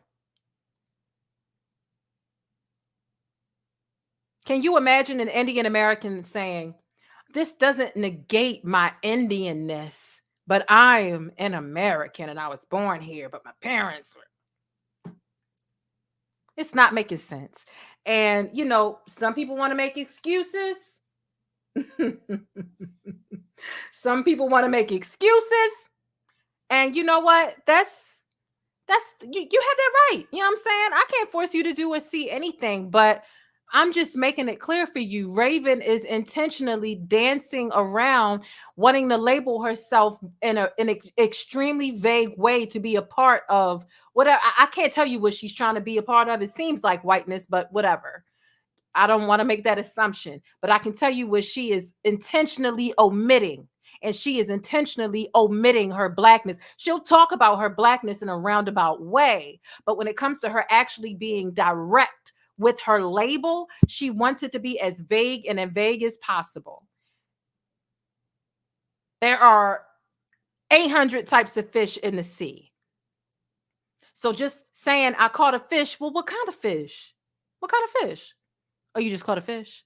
Do all the fish in the sea call themselves fish, or do they refer, not that they can talk, but you see what I'm like? Are you a blowfish? Are you a goldfish? Are you a this? Are you a that? Like, yeah, we're all aquatic creatures, but like we're all different types of fish. So like, what the hell?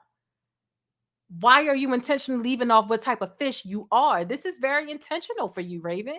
I don't know if you think that you want more of a proximity to whiteness or more of a proximity to non-black. If you feel like that's going to get you further, I don't know. I am unsure if Raven has some sort of, identity issue, right? But, she has the right to identify how she wants to, but it's contradictory to say, I don't want to be labeled, and then to label yourself, because that's exactly what she's doing. That's exactly what she's doing. Okay. Shout out to As Seen by a subscriber. Oh, that's a really interesting name for the $20 super chat. I value your content and leave me inspired every single time. Thank you so much. I appreciate you. Thank you so much for coming through. I do appreciate your viewership and your support. It means a lot. So yeah, that's that. And yeah, the catfish. I do like catfish. Y'all are funny talk about fish and anything. But anyway, this was a very interesting topic. It would be nice to talk about this earlier in the day when other people will be able to call in as well. Okay. It says she's Indian too. Okay. She's Indian too. Well, that's great. So she's far more than an American, because American, again, some are Black Indian Americans. Some are this, some are that. But just American, it is a label. And at that, it's a very vague label, extremely vague. And it seems like she's intentionally trying to leave her ancestry out of it. And it's very loud and obvious to me. So that's it. She's not categorizing herself. She absolutely is categorizing herself. And that's my opinion. But I respect the difference of opinion that exists here in the chat. We have a lot of different viewers with a lot of different thought processes and takeaways here. Let's get into our last our super chats. Lachey Monique said, sends $10 and says, like the live. Thank you so much. Jane be doing her thing. Thank you for the unbiased, amazing sticky syrup. You are more than welcome. Thank you so much. Who is next? Love your channel. Shout out to Shawty for sending a $2 super sticker. I appreciate you. $1.99. He got jagged edge teeth. So they talk about Stevie J. Yeah, he do got jagged edge teeth. Let's see what else. Shout out to Admins for being here. Let's talk about the elephant in the room, colorism. How does colorism tie into this conversation? I would be curious to know. Jane Locke, if you wanted to call in. Colorism is definitely an issue. Sadly, I feel like it's an eternal issue. But yeah, it's definitely a thing. I will never deny that colorism is something. So yeah, just tell me what your thought process is and how you are connecting and tying it into the conversation. And I wouldn't mind addressing that in any way. Melanin Queen sends $4.99. Now, why would Stevie J try to convince, who was that? He just zesty to say Curtis while flipping his tongue. You know how Stevie J is, child.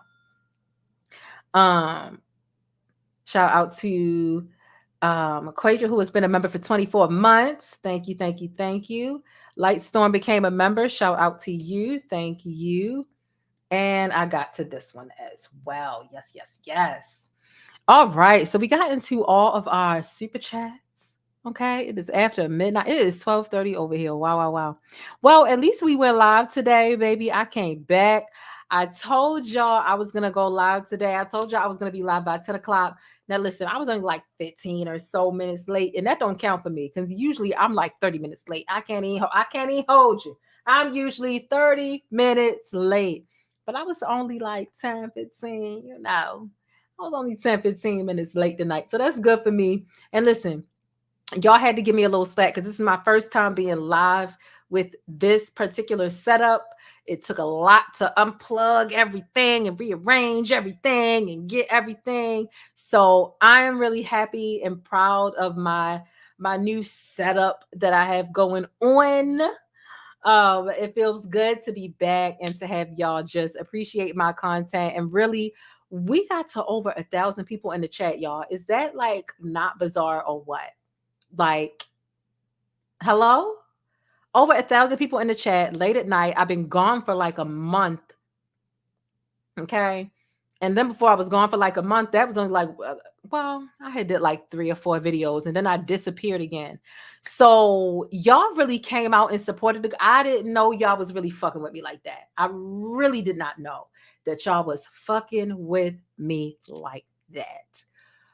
But when I tell y'all, y'all make me want to cry.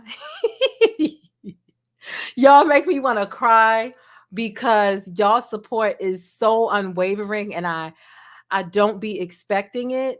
I was not expecting 1,000 of y'all. I didn't think this video was really going to be a banger like that, but I am grateful and it really only encourages and implores me to work harder for y'all with more content, thorough content. Y'all know I like to dig. I'm not just going to come on and read an article to y'all. I'm going to dig and I'm going to give y'all the research and give y'all the full picture and give you all of the surrounding context to any singular headline or whatever news story may be surfacing at the moment.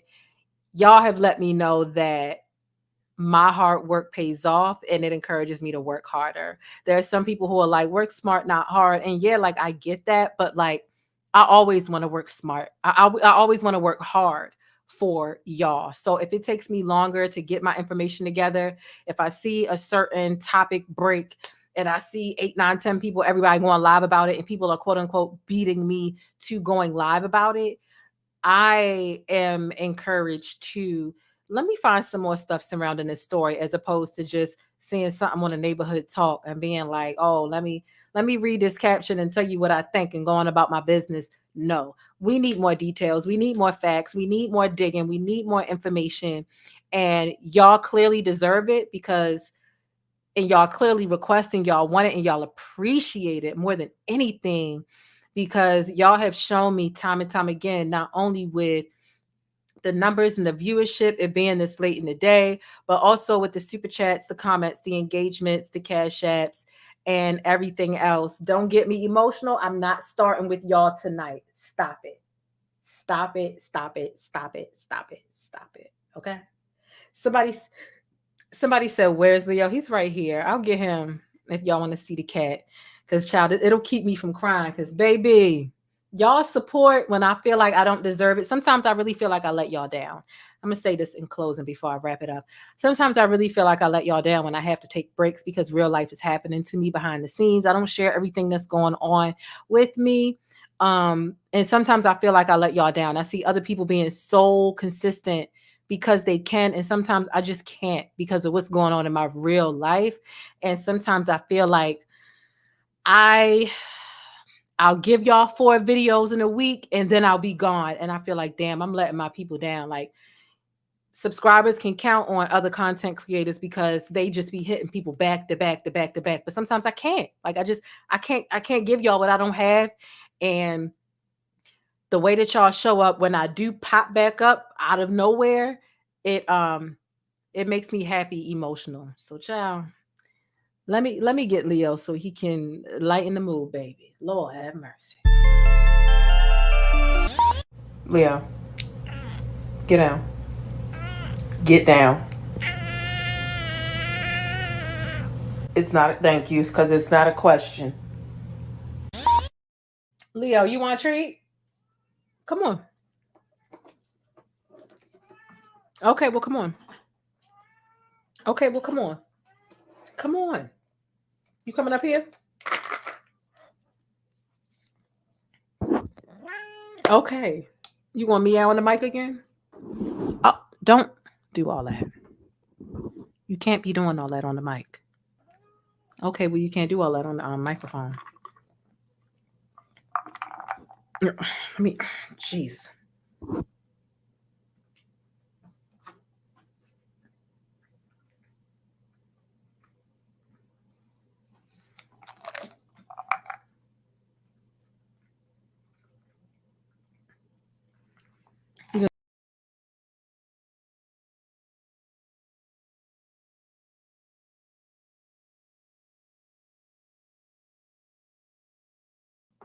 Y'all see what he do? He come up here and he press buttons on the keyboard, and then here. All right, that's it. It's after midnight. You done had 3 treats. That's way too. Oh, get your booty hole out these people's face. Okay, come on. You gotta get down. Get down. Get your booty hole out these people's face. Come on, get down. Get down. Come on. Watch out.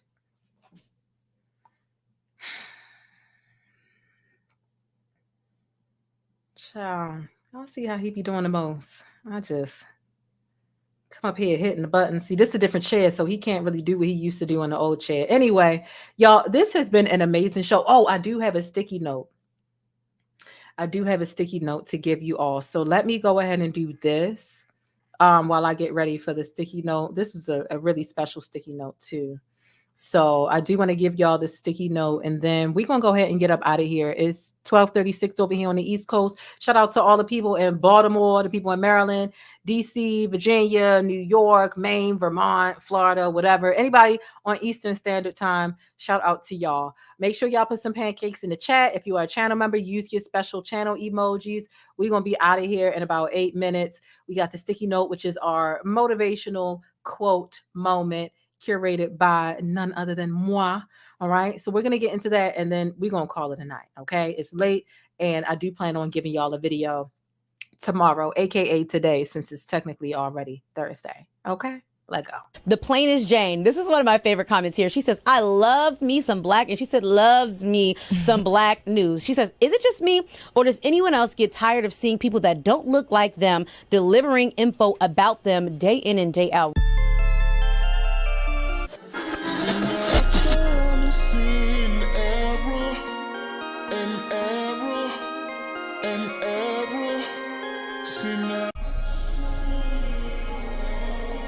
So wait a minute, you ain't joined the channel yet so that you can access special perks over here with the plainest Jane?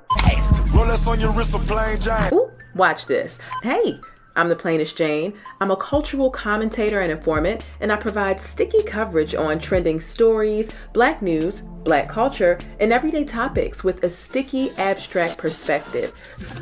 So get familiar with the perks. I've carefully curated all of these things, and it's just a little exclusive glaze to amplify the way that you express yourself.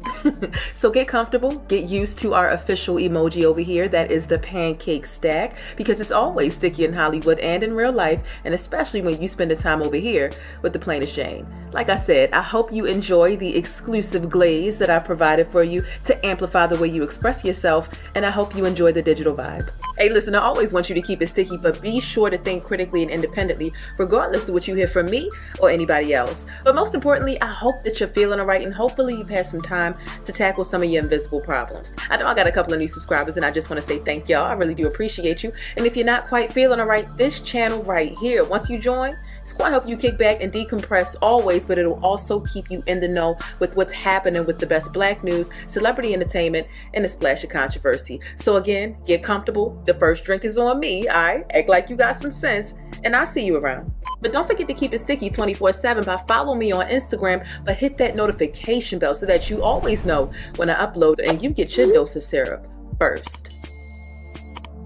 Now, with all that stickiness being said, the most important thing I want you to remember about this neck of the woods and the plainest Jane is Black Lives Matter. And if you don't agree, Buy pumpkin. That would take you out. I don't play that shit. Now you gotta go for real. it's just that simple. Hey, look, whether you join or not, I do want you to stay beautiful, black, and blessed. And just know I appreciate your support. I'm your girl, the plainest Jane. And let's see what's happening in these virtual streets. You ready? All right now.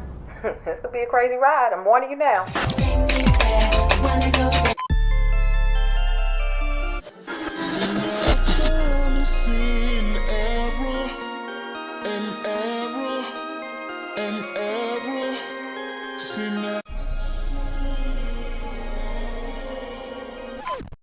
And we are back. Let's get into the sticky note this evening. Shout out to everybody. Okay, so let me just make sure. Let's make sure we situated on the screen correctly, child. All these changes. I just changed my desktop to dark mode, so I'm getting used to that, but it's definitely easier on my eyes, but it's different to it definitely is different to adjust to, and trying to see the separation of all my different tabs that I have open. So the sticky note for this evening is this. Listen, y'all. And listen, first and foremost, please make sure that you be sure to tag me in all of your favorite trending topics on Instagram and on Twitter. I do appreciate that.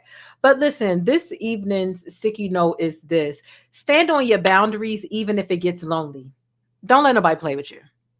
Stand on your boundaries, even when it gets lonely. Don't let nobody play with you. And that goes for your boundaries, your morals, and your principles. Okay. It never ceases to amaze me how much people take offense to boundaries. And when somebody is taking offense to your boundaries, just know it means that they're probably trying to get over on them. Okay. So if you're taking offense to boundaries, you're trying to cross and double dutch on them. And no, Leo, don't do that. Stop.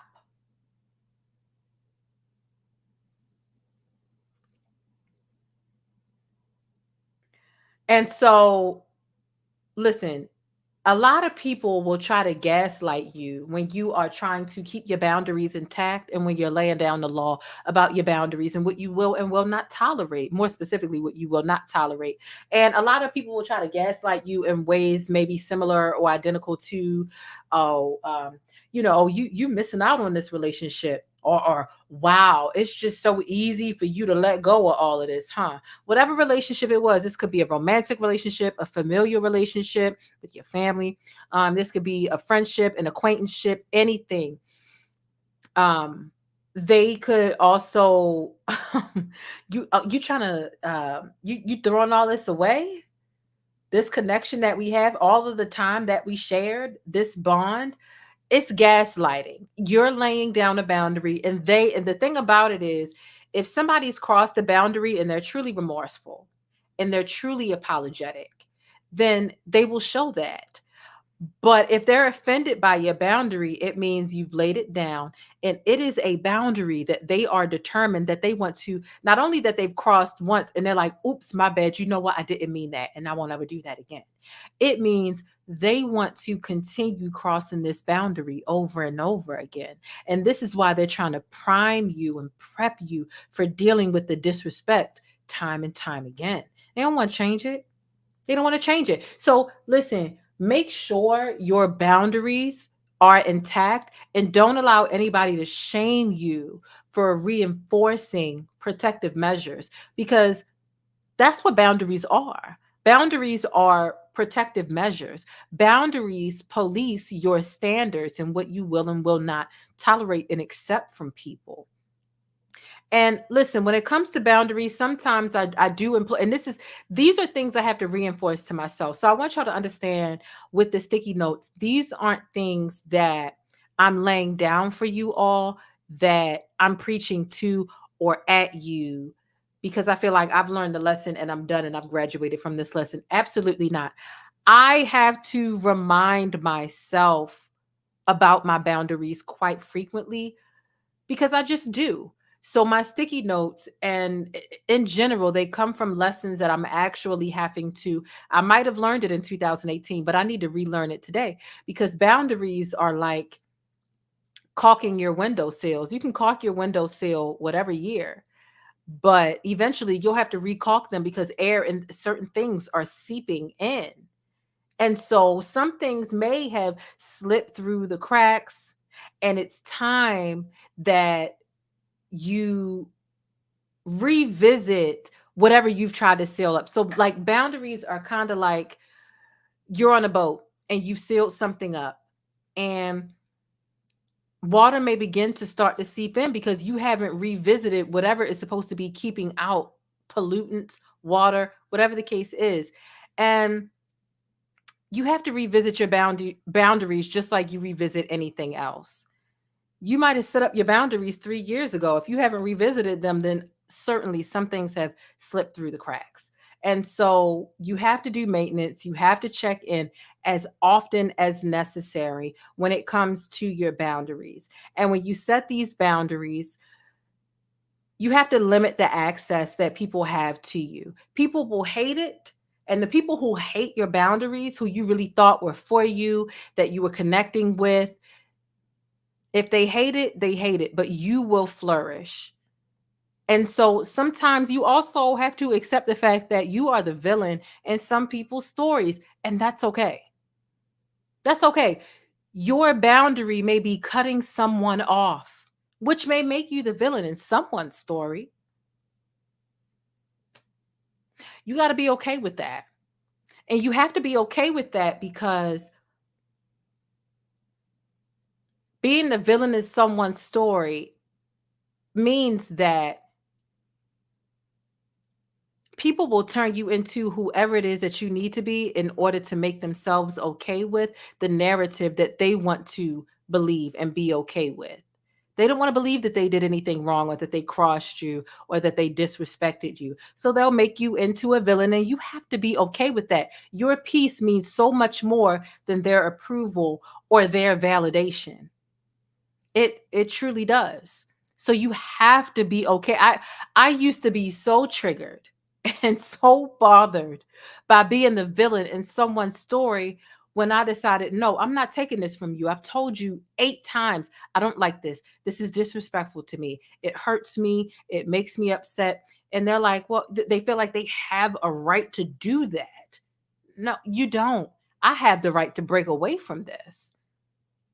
You feel like you have the right to treat me whatever type of way and that I have to lay down and take it. And I don't. I don't. And so you have to be okay with being the villain in some people's stories, because people will warp the truth in order to be okay with the story that they want to tell themselves day to day, as opposed to them taking accountability. And you have to take accountability too. Listen, if you thought you were becoming a friend with someone, if you thought you were growing closer to someone, and maybe you overshared, maybe you put too much stock into the relationship, the friendship, the whatever the case is, you have to take accountability as yourself. What can I do different? How can I not do this again? How and where did I overshare or give too much or expect too much from this person who I don't even consider to be a friend yet, or who technically isn't my friend yet? So I have to take my own accountability, and you have to take your accountability too. Me becoming the villain in your story means that you need to take accountability in wherever this went wrong. And I'm telling you, and I've clearly told you more than 3 times where this went wrong. You don't want to accept it. You're determined to talk to or speak to or treat me whatever type of way. That does not suit me. I don't like it. It's uncomfortable. So I have relinquished this. And if sometimes when you relinquish a friendship, people make you the villain. Okay, if that makes you feel better, okay, I'm the villain. But I'm at peace in my life, and I've reflected and realized where I went wrong. If you don't want to realize where you went wrong, that's your business. But when it comes to my boundaries, I'm standing on my boundaries. And you're not going to shame me out of my boundaries or gaslight me. You letting all this go? Or, I mean, even with friendships, I had not technically a friendship, but a relationship with a woman, and an acquaintanceship, as you would call it. And I didn't appreciate what happened there. And they kind of tried to make it seem like, well, you're going to be missing out on this relationship with me, or you shouldn't be cutting everybody off. You should be, working through the issue, when really I've tried to work through the issue. You don't see anything wrong with your behavior, which means that you're liable to do it again. And I'm not setting myself up to allow someone to develop a pattern of disrespecting me. My boundary lies here. In the past, I've allowed people to disrespect me 8, 9, 10, 11 times. Now, when I see it once or twice, and you don't have any remorse, I'm out. I'm gone. You don't even have any remorse for how you made me feel. So I'm gone. And people will make you the villain of their story based on that is okay. I don't wish you harm. I wish you well. It just means we need to separate. I don't like how you make me, which means that you're going to do it again. So long story short, listen, stand on your boundaries even when it gets lonely. And a lot of times I've realized when I reflect, especially on my early 20s, you'll have boundaries and you'll be like, no. You'll like put somebody to the side and be like, no, I'm not dealing with you no more. I'm not dealing with this no more. But you'll get lonely sometimes and you'll backtrack and you'll go back to that person or that thing or that place that crossed your boundary. Loneliness will have you dealing with people and energy that is detrimental to you just because you crave, you desire company. And sometimes, actually all the times, that's not the best answer. So stand on your boundaries, even if it gets lonely. Don't let anybody play with you. Should you be cutting everybody off that crosses you? No, but like assess the situation. If somebody crosses a boundary of yours and you talk to them about it and they're truly remorseful or apologetic and they're like, you know what, that won't happen again. I did not mean to treat you that way. I did not mean to hurt you in that way. Then there's space to reconsider allowing that connection to continue.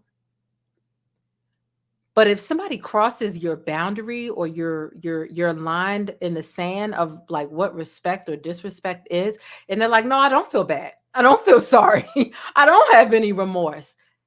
Your answer is right in front of your face. Don't let nobody play with you. Sometimes people may accidentally cross your boundaries. And that's just that. Don't let people play with you. That's a sticky note. It was very much a sloppy sticky note. I try to be a bit more acute with the way that I convey the sticky note, but y'all know I'm rusty. I've been gone for a month, okay? So that was kind of sloppy and a little all over the place, in my opinion. I'm just being honest, but it did come from the heart. But listen, if it resonated with you, be sure to comment below. I'm doing me, so I know it's real, okay? That sticky note definitely came from a place you are not, and it doesn't matter if they're family, friends, romantic, co-worker. It doesn't matter who they are. Okay. It don't even matter if it's a pet. You hear me? Okay. When you got to stand on your boundaries, when people are determined to disrespect you and entitled to access to you at the same time, no, I'm going to continue disrespecting you. I'm going to continue crossing your boundary. And I also still want access to you too. You have got to make a decision to get the fuck out of there. You have to. It's in your best interest. Otherwise, there will be so many different ways that that detriment shows up in your life when you're by yourself and when you're around others. So that is today's sticky note. And although it was sloppy, in my opinion, me evaluating myself, I hope it resonated with y'all. Okay. I hope it resonated with y'all. Okay. Woo, woo, woo. This was a great video. Okay, that's great. I still see some I'm doing me's because although I feel like this was quite a rambly, roundabout sticky note, I don't like for my sticky notes to be that way. But it's great that some of y'all still got it. So bear with me, child, because I'm back. Your girl is back, and we's ready to create some more content. Okay, I can't wait to go live with y'all again moving forward. Hey, shout out to Anthony. Have not seen you in a while. And I haven't seen you in a while because, I mean, obviously I haven't been here in a while. Doesn't mean you haven't been supporting me. But yeah, this is a very, very necessary sticky note. And I have to remind myself of it often. For whatever reason, I let my guard down and I have to reteach myself this. Like if you go through my tweets, like go to my Twitter page and you go up in the right-hand corner, there's a search bar. Search the word boundary. Boundary or boundaries. in my tweets. You'll see so many things pop up starting from, I think, 2014 or 15. I have to tweet out my boundary stuff because I'll get to a place where I feel like, oh, this is a good person, or and I'll let my boundary slip because I think they're a good person. And then I end up realizing you let your boundaries slip. And that's why this relationship or this person ended up treating you this type of way, because you let your boundaries slip. So the sticky notes are oftentimes me reminding myself of what I need to know. It's not me coming from this Iyanla Van Zant type of space of I know all and I'm telling you about it. And I'm the master of I'm not the master of shit when it comes to, like, I'm not. It's just as I am learning and relearning and helping myself heal and go through and affirm different things, I share that with my audience, with my stickies, with my pancake posse, because it's beneficial. It's beneficial to others. The things that I write in my journal is like another word for diary, but diary sounds real corny, right? The things that I do write in my journey that I am willing to share, it helps others. So there's something that is the sliver that I am willing to share from my journal that I'm sharing with you all. And it may or may not resonate with you all. But that is what I'm willing to share. And oftentimes, a lot of you all have told me that it resonates with you and it was a message that you needed to hear for this week, or there was something going on and it hit the nail on the head and it helps you. So by no means am I some sort of counselor or like anything like that, because I'm not. I'm in therapy every Monday at 3:00, but I'm not a counselor of any sorts, right? But as I learn, I don't mind helping other people learn. And that is a small sliver that I write in my journal that I'm willing to share with you all. Okay. So hopefully I just try to share that with people, because a lot of y'all don't know me. Some of y'all don't know me, at least I can say. And I just want y'all to really understand where the sticky notes are coming from. All right. All right. All right. All right. So as a lot of my stickies like to say, when I go live after 10 or 11 o'clock, or especially if I'm live past midnight, they call it elder abuse. So I'm like, okay, I don't want to do elder abuse. It's 3 minutes to 1 over here in Baltimore. So I'm going to go ahead and go so that y'all can go to sleep, and so that I can research some things that I can talk to you all about tomorrow. Tomorrow I do, well, today. I plan on going live about some other things with you all. One thing I wanted to talk about in this video that I didn't get the chance to was Freaknik and Quiet on Set. I did get the opportunity to watch both of those, and I didn't get a chance to tell you about those today. So I'll either do a separate live about them, or like throw them into tomorrow's live. We'll see how the topics are flowing. Tomorrow. And then we'll go from there. But I'm definitely going to see y'all tomorrow no matter what. We will be back with members only. Sunday Syrup is coming this weekend for the members only, and that is for channel members and Patreons only. And so yeah, there are a lot of good things in store for us. So listen, y'all have an amazing evening. Like I said, cash apps are totally appreciated, not required, but what is required and what is mandatory is you engaging with the video, starting with a simple like. Hit the thumbs up button, whether you on your phone, whether you on your TV, whether you on your computer. Subscribe to the channel, notification bells. It's always, you definitely want to hit the notification bell, like I said, because when I go live, I share clips that I may have to cut out later, because I might get a copyright claim, I might get a content ID claim, and I may have to cut it out later. So shout out to everybody who was able to see. If you got here late, you definitely want to go back. I think the best part of this video was, in the peak of this video, we had over 1,000 people in the chat, was the Ashton Kutcher part. So I definitely recommend, if you're on the end right now, go back and watch the Ashton Kutcher part, Ashton Kutcher Diddy, Ashton Kutcher and Diddy's relationship or whatever. watch that while you can, because I might have to cut something out when I go on the back end and in this video. So please be prepared for that. And I'm going to go. It's late. I'm hungry. I hope y'all have an amazing evening. I will see y'all on Twitter, Instagram, and everything else. It was a pleasure seeing you all again. Y'all, please be sure to stay beautiful, Black, and blessed. And thank you for coming out tonight and listening to all of the syrup that I had to pour in the form of Black news and celebrity updates. I'll catch y'all in my next video. Deuces. But that's it. If you want to catch more of my commentary on Black culture or vital and trending information, be sure to subscribe by hitting that little circle in the middle of the screen, or I'll catch you in one of these rectangles to the right in another video. I'll see you there.